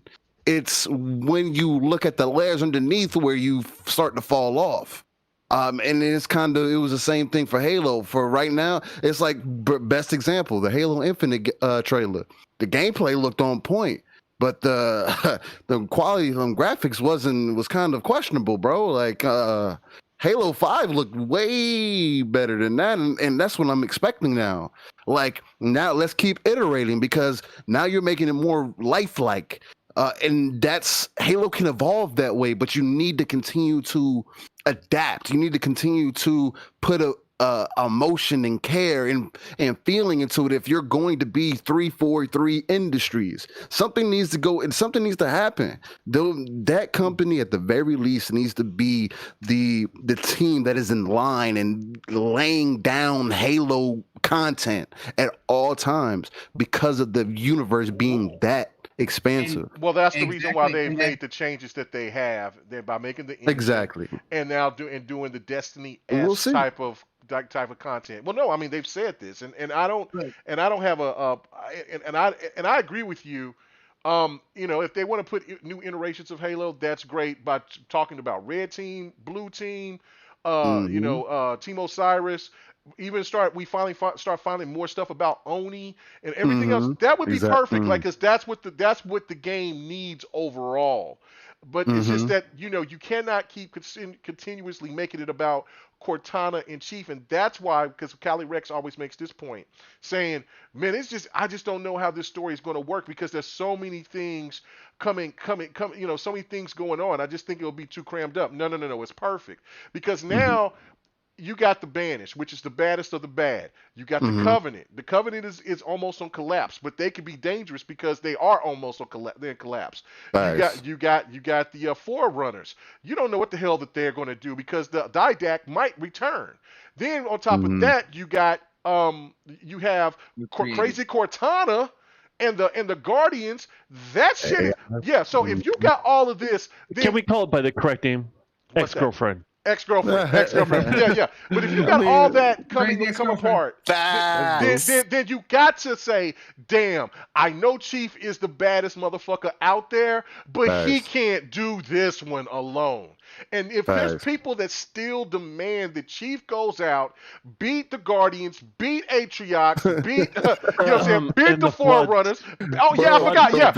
Beat the Flood, and then beat the Covenant. Then what you have is the most ridiculous, dumbest story out of all of Halo history. Think about it. And it should die and go away with it all alone the last time. He didn't do it all alone the last time. Team Osiris. That was a whole game. Team Osiris saved his life.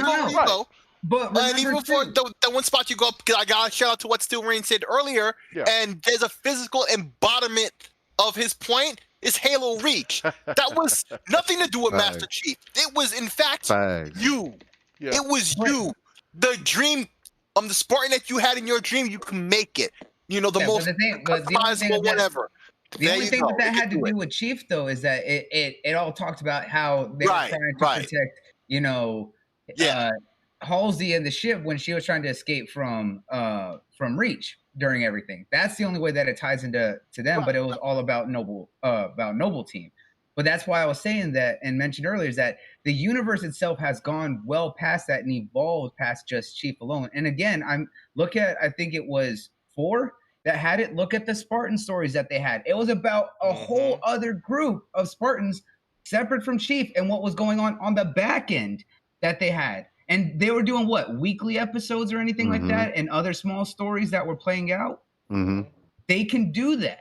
The thing is, Spartan there's so Ops, many I people- loved that. That was so yeah, Spartan innovative. Ops. That's what it was. Mhm. I couldn't remember exactly what it's called, but they had Beat that. that on There's- Legendary. Oh my god. Yeah, but Right. there are ways to tell other stories, and now, especially with how big it's gotten, you have the playground now to really push other stories and let other teams have a chance to really take center stage, set up new characters. Yes, there won't be anyone who may have the power and face of Chief, but Mhm. he's not meant to, they're not meant to No. be. It's about growing and allowing more characters to be able to stand on their own. Yes, if anything happens to Chief, guess what? He's still going to be the name. He's going to be the hero. He's going to be the one everyone idolizes and wants to embody or You're, do you're saying anything, right? Chief, Carry those- you're saying Chief's more powerful as a martyr than he is alive. That's what I've been trying to say. Bro, Right Well, at least there. a symbol. we Well, haven't at least even it's seen a his symbol. face. Again, if he Right. dies, he's not necessarily a martyr. He's still a hero, right? You don't have to Because get all of everything drama he's with the done. martyr But thing. the All thing those is, it's the possible, yeah. ideals, and it allows them to do more. Just like if anything happens to Kratos, right? Guess what? Mhm. We know his legacy. We know what he's done. We know what he's trying to teach Atreus. Well, and he's what got to. Atreus He's has got picked to. up from He's his still own got to stop experiences. being a bastard, and then because Yeah. he got humbled. But yeah, yeah, but I mean, God of War. What I think what Cory Barlog is doing with this version of God of War is making Kratos a lot less bastardy and try to make him to that figment of what you're saying about Chief, to where he can become the hero, and you see his son really fully takes the mantle, which makes perfect sense. But I'm sorry, go ahead. What did he tell Atreus when Atreus found out what they are? He's like, we're not just mortals. He's like, we're gods. Right. And Atreus took that the wrong way until Kratos had to beat it into him what it really means. He's like, no, it's not just, hey, we have all this power. You can't just be a dick. There's consequences to that. And look at how it all played out towards the later half of the story. Yeah. That's what it means, is that you can really allow other characters to take over without having to forget what was established before. Right. And I think that's what it needs to be. I mean, it's no different than comics. Look at how many different characters have taken over the mantle of Captain America alone. Oh yeah, right? yeah, and yeah. each one is different, but guess what? It's the embodiment of the ideals of the character.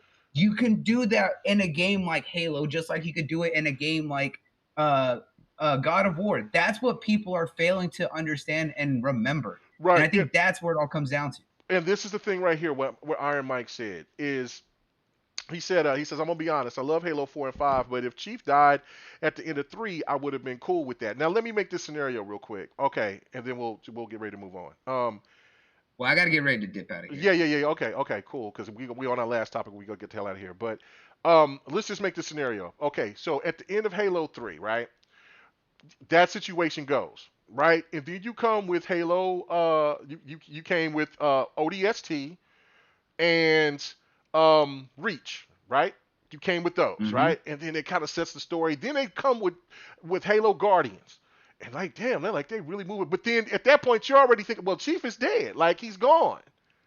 And then they bring Halo 4. Well, that Halo, Halo, They brought Chief back. Yeah, to bring Chief back.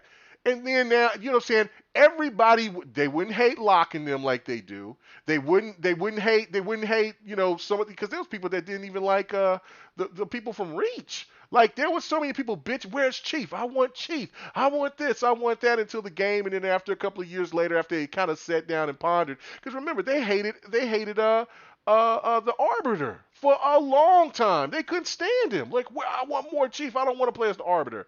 So that's the thing I'm saying. Like, the story could have been laid out a lot different than bring Chief back as a hero, and then I wouldn't have nothing to say. Be like, oh shit, this is gonna be crazy.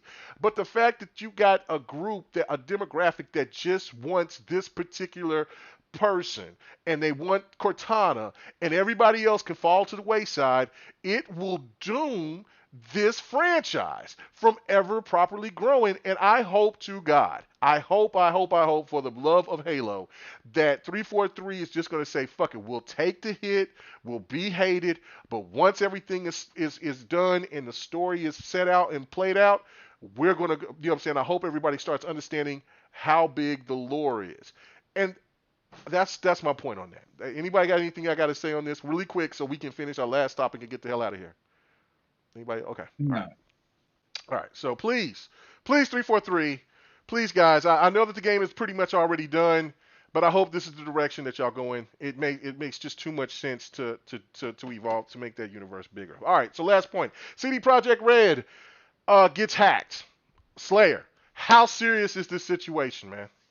Yo, I regret the fact that PK isn't here, but suffice to say, this is bad. BAD, capital letters, bad. Okay? Let's break it down. They were hacked into seemingly recently on the dates on the files, but that's possibly when they were copied together and packaged up and decided upon the fact that they were going to release it because the original threat was 48 hours, and CD Projekt Red, like beginning of the week, I think Monday or so, or even Sunday, had announced the fact that this whole hack had happened and that they already had said off bat when they announced it that they weren't gonna succumb and pay the money. They weren't gonna negotiate with the terrorists, basically, right? So they released as proof the source code to a card game they have, Gwent. Mhm.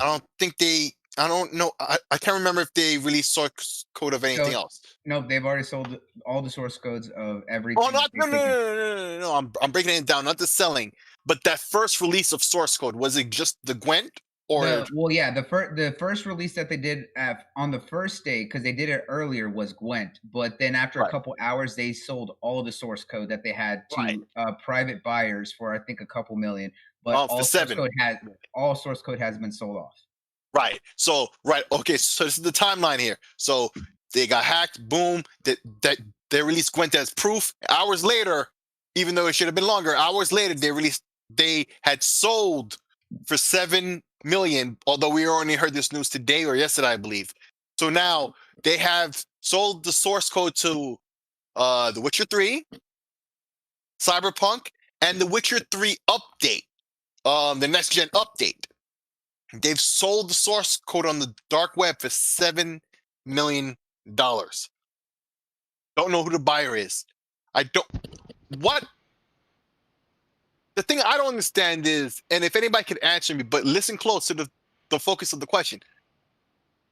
What is so important that you would pay $7 million for the source code to Cyberpunk? Because we all know it's going to get leaked out for everyone to see for free without paying. So whoever pays that $7 million is only for a short time going to have exclusive access to the source code. What do you gain from that? And maybe they can make a better game. No. Well, no, they can't do that. That's illegal. It's like when they're Dark web. Do you really think they give a shit about illegal? Let's be honest. But you don't have. But what I'm saying is, it's going to be out anyway. Even though they paid for it, everybody will have it for free. So what's the point? Not what will happen with the source code. That's a separate thing. I get that. That's the obvious. What's the point? What? Just because? I mean, why do hackers do anything? People there are a lot of hackers out here that just like to mess with people. I mean, I understand it. Like, it's becoming a newer thing where people are starting to realize that people will just get your information if they really want to get it. Like, that's just the age we live in. Could it be because I know people have been talking about, there's people that were mad at how bad Cyberpunk was and everything like that. I don't think that's what it was. Maybe they just felt like hacking. Obviously, they weren't that great at it because they're about to be right on their back. Because at the same time, they're still dealing with internal affairs because the investors aren't happy. The government isn't happy with the turnout. You know what I mean? There's other things going on that they have a bigger worry about when it comes to that. So that little hack situation, that's easy. They on whoever that is back already. Obviously, they wasn't that great, and they just shook it off.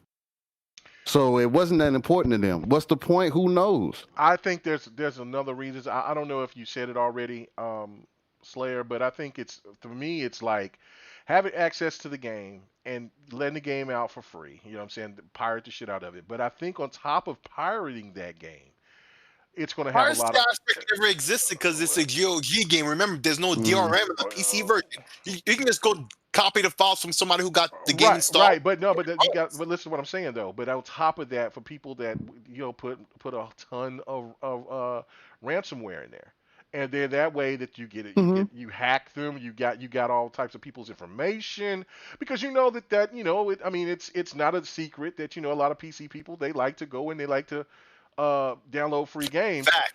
And so that could be one of those things for the person that spent the money. Is like, look, we got Cyberpunk. You can mod it. You can do whatever, and that's going to attract a ton of people. And then on the front, like they could just throw a little hack code on it, and people ain't paying attention and get all types of information unless there's people that's smart about that. But I don't know. They had all of that even without the source code because that's how PC. So that's not like an added benefit. So once again, what's the point in my mind? But I hear you guys. I hear what you're saying. It was just my thought.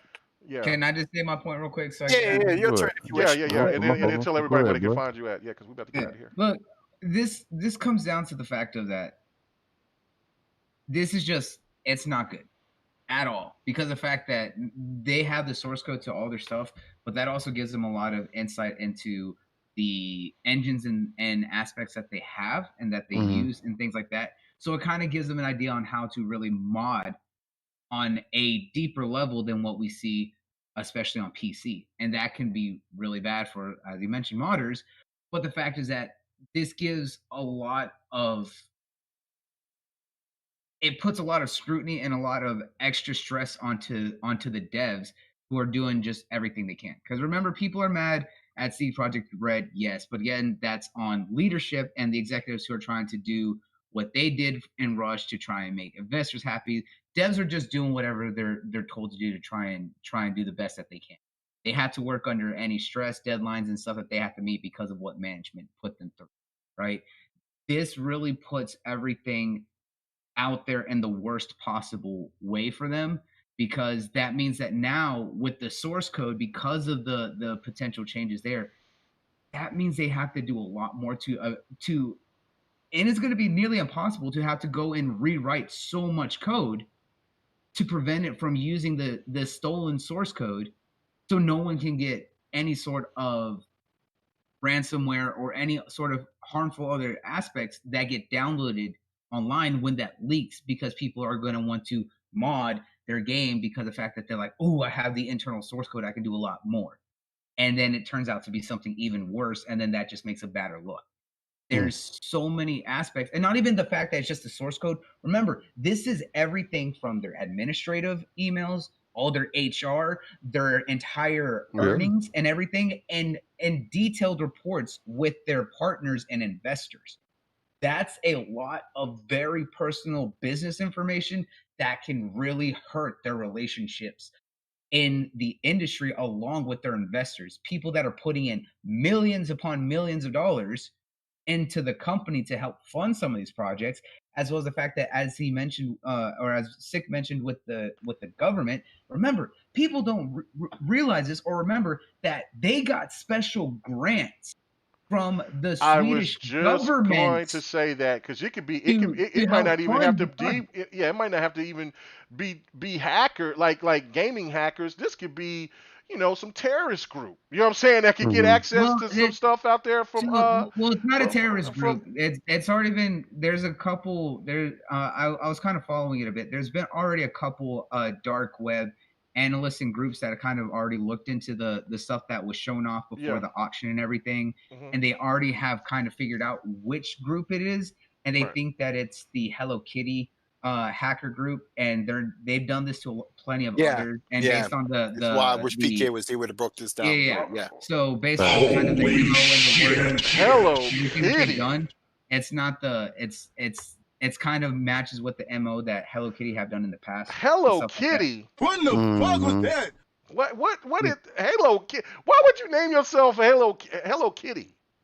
Because of the fact that as some people on the dark web and online say, they did it for the lulz, because they do it just because. As always. Yep, they do it because they can. So guess what? They're gonna come up with a stupid name. I mean, if you look at some of the hacker groups out there I that have know done stuff like Lizard this, Squad a and all lot of that. them, Yeah. yeah, they have stupid names. But guess what? It makes you remember them and kind of matches up when you recognize their MO and what they've done before. Because the fact that R.I.P. Fairlight. they want the notoriety and they want the infamy of it, because the fact that they just like, yeah, y'all think our name's stupid, but guess what? We can do this kind of stuff. Either way, it goes past just what the source code does. It's everything else that's tied to it. And that's where it comes down, is that this is going to hurt them really badly with investors when a lot more their internal information gets put out. That trust is battered. Yeah. But again, it also puts a lot more scrutiny on them from the government, because they did get a lot of funding from government grants because of the engine and what they're trying to do with this game. For anyone who didn't pay attention to the grant that was given to them back in like 2017 when they got approved for it from the Swedish government. And that's specifically money that the government gave. So that obviously the government's going to be heavily involved with this because of the level of information that was stolen. And because of the fact that Hello Kitty is an international hacker group, this kind of goes outside of just the country, depending on where it goes to. So you're talking about a very high level, basically a high level cybersecurity network. Crime. Yeah. So this isn't something to just kind of laugh about. It really is bad. No, it is bad. It's bad. That's why we wanted to talk about it. So, Bloody, where can they find you at, brother?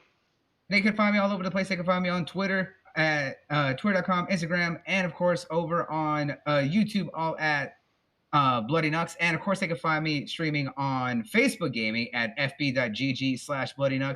And Facebook Gaming. Yeah, I'm checking it out over there. It's not bad. But of course, I still do stuff on Twitch as well. But definitely liking what Facebook Gaming is going to be doing. I'm getting stuff set up back on YouTube, so I'm going to get a lot of old video stuff specifically for YouTube, as well as we're going to be getting the podcast going back, because I had to take some time off for everything. But Smash will be returning. Don't have a guaranteed time. We got to reset everything, but definitely a lot of stuff in the works for you guys. But definitely make sure y'all check it out. I'll be live tonight, of course. Going to be playing more Genshin Impact, because I've come to really love that game. And Bloody was really down in the dumps. I remember I called him and he'd sit there and this is what his message was saying. Oh, hi. Thanks for checking in. I'm still a piece of garbage. Yeah. Sounds like my It sounds like the volume down. You have to, it keeps clipping. Yeah. You don't hear it. Yep. All right. Well, anyway, play it again. I'll catch you all later. You know, hi. I'm going to Thanks go for be the checking trash in. man I'm that I still am. a piece So of garbage. All right. Anyways, guys, y'all take it easy. Stay safe. Peace, buddy. Everyone, make sure you keep it up. Have a good night, man. See you next week. All right, Word. cool. All right. So anybody else? Push them off, man. Anybody else need to say? Don, do you have anything you want to say up on this whole situation with CD Projekt Red? They've done this. This has happened to them before. Mm-hmm.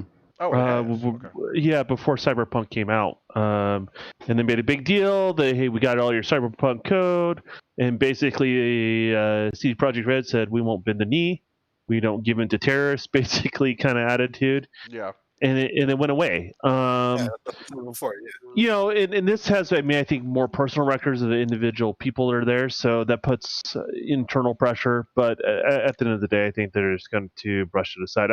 I'm not trying to diminish the severity of what happened or anything like that, but that's the problem is you keep giving in demands to people like that. You keep making yourself a target, and so you have to kind of handle the hard line, I think, and that's kind of their approach in the past. But we'll see if they keep that approach going forward. So. Yeah, that's a good point. Good point. You see, Don was trying to be skeptical about it. He didn't want to go into full detail because it seems like he knows a little bit more than what, you know what I'm saying? There was a little bit of drama behind that. I don't know what you're talking about. Yeah, anyway. So, all right.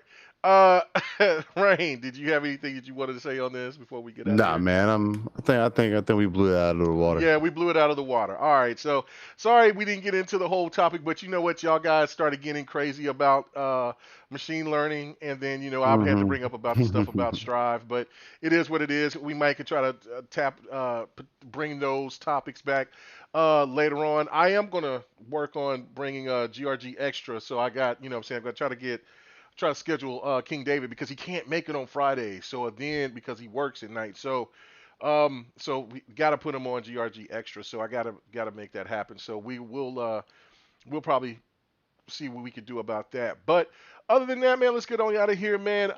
Still rain, man. Yeah. Another episode, man. Yeah. Where can they find you at, brother? Hey, man, look, check me out. The Rain, man. Still.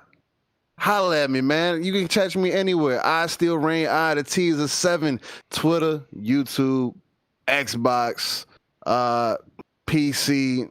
Just type that info in. You'll find me. And I ain't gonna do nothing. Just doing handling some life things and trying to start getting some streaming in, just to get live with the people, man. I'm really out here. I'm really out here just to vibe with the people, man. Whoever mess with me, they mess with me. If you don't, you don't. It is what it is. I'm just here to keep it live, raw and uncut to the fullest. Bring that soul back into gaming because that's what I feel like we really need right now. Yes. Bring that vibe back to the point where it makes it more attainable, more digestive to the typical consumer. You know what I mean?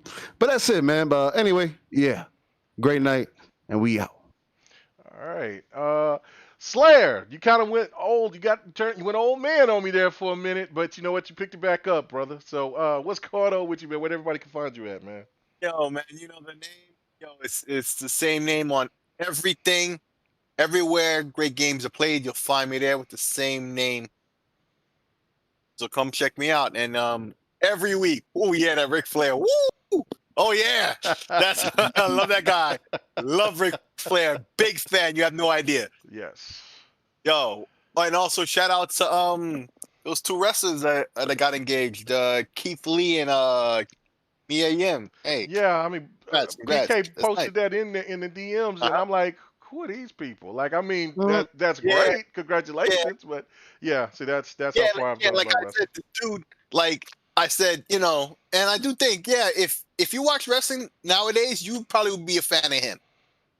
Yeah, the you dude. said that. Yeah, you did say that. Yeah. So anyway, and of course, every Friday right here on GRG, you'll be right here. All right. So come check us Excellent. out.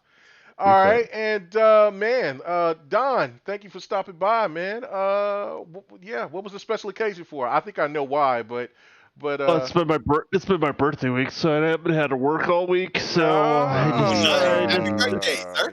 Yeah. and I'm like, hey man, they're doing What it a live. birthday. I figure I would What a stop on birthday. by. We didn't talk about it. I didn't want to commit to something, but yeah, I figured I would just stop on by and all that good stuff. So Yeah, ladies and gentlemen. Ladies and gentlemen, Who? we got him. Who?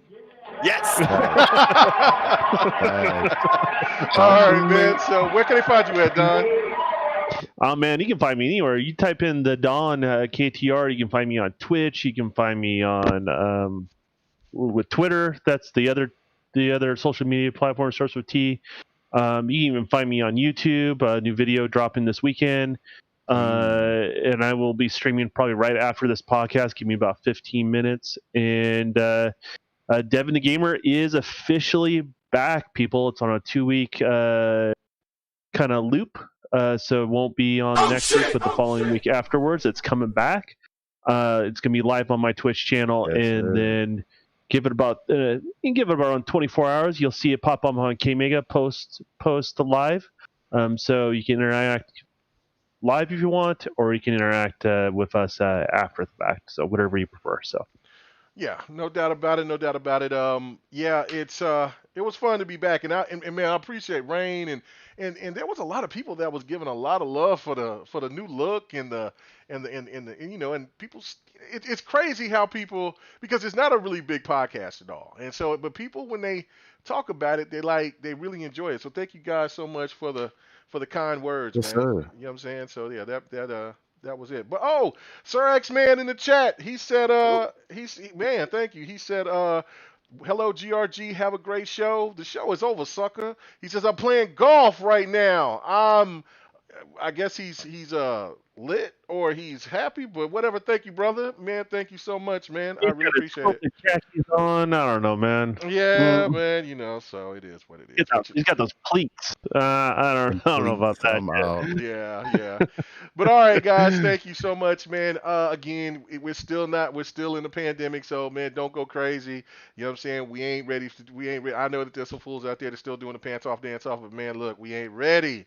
Keep it calm, keep it steady. You know what I'm saying? We want everybody to be safe.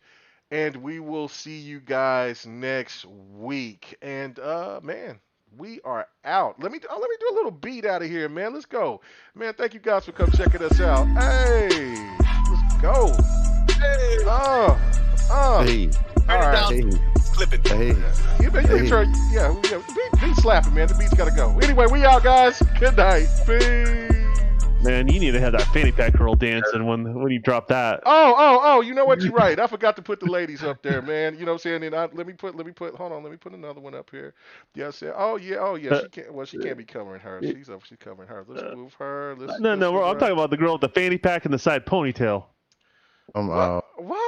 I don't have that, but I got that one. You know what I'm talking about? It used to be on your stream all the time. Oh yeah, then we got that. Okay, now we officially out of here. I'm getting the hell out of here now. Peace. Hey, thanks for checking out the GRG podcast. All your gaming news and our special topic of the week. Make sure to join us every Friday night, 9:30 Eastern, 8:30 Central, and 6:30 Pacific. This was the GRG podcast.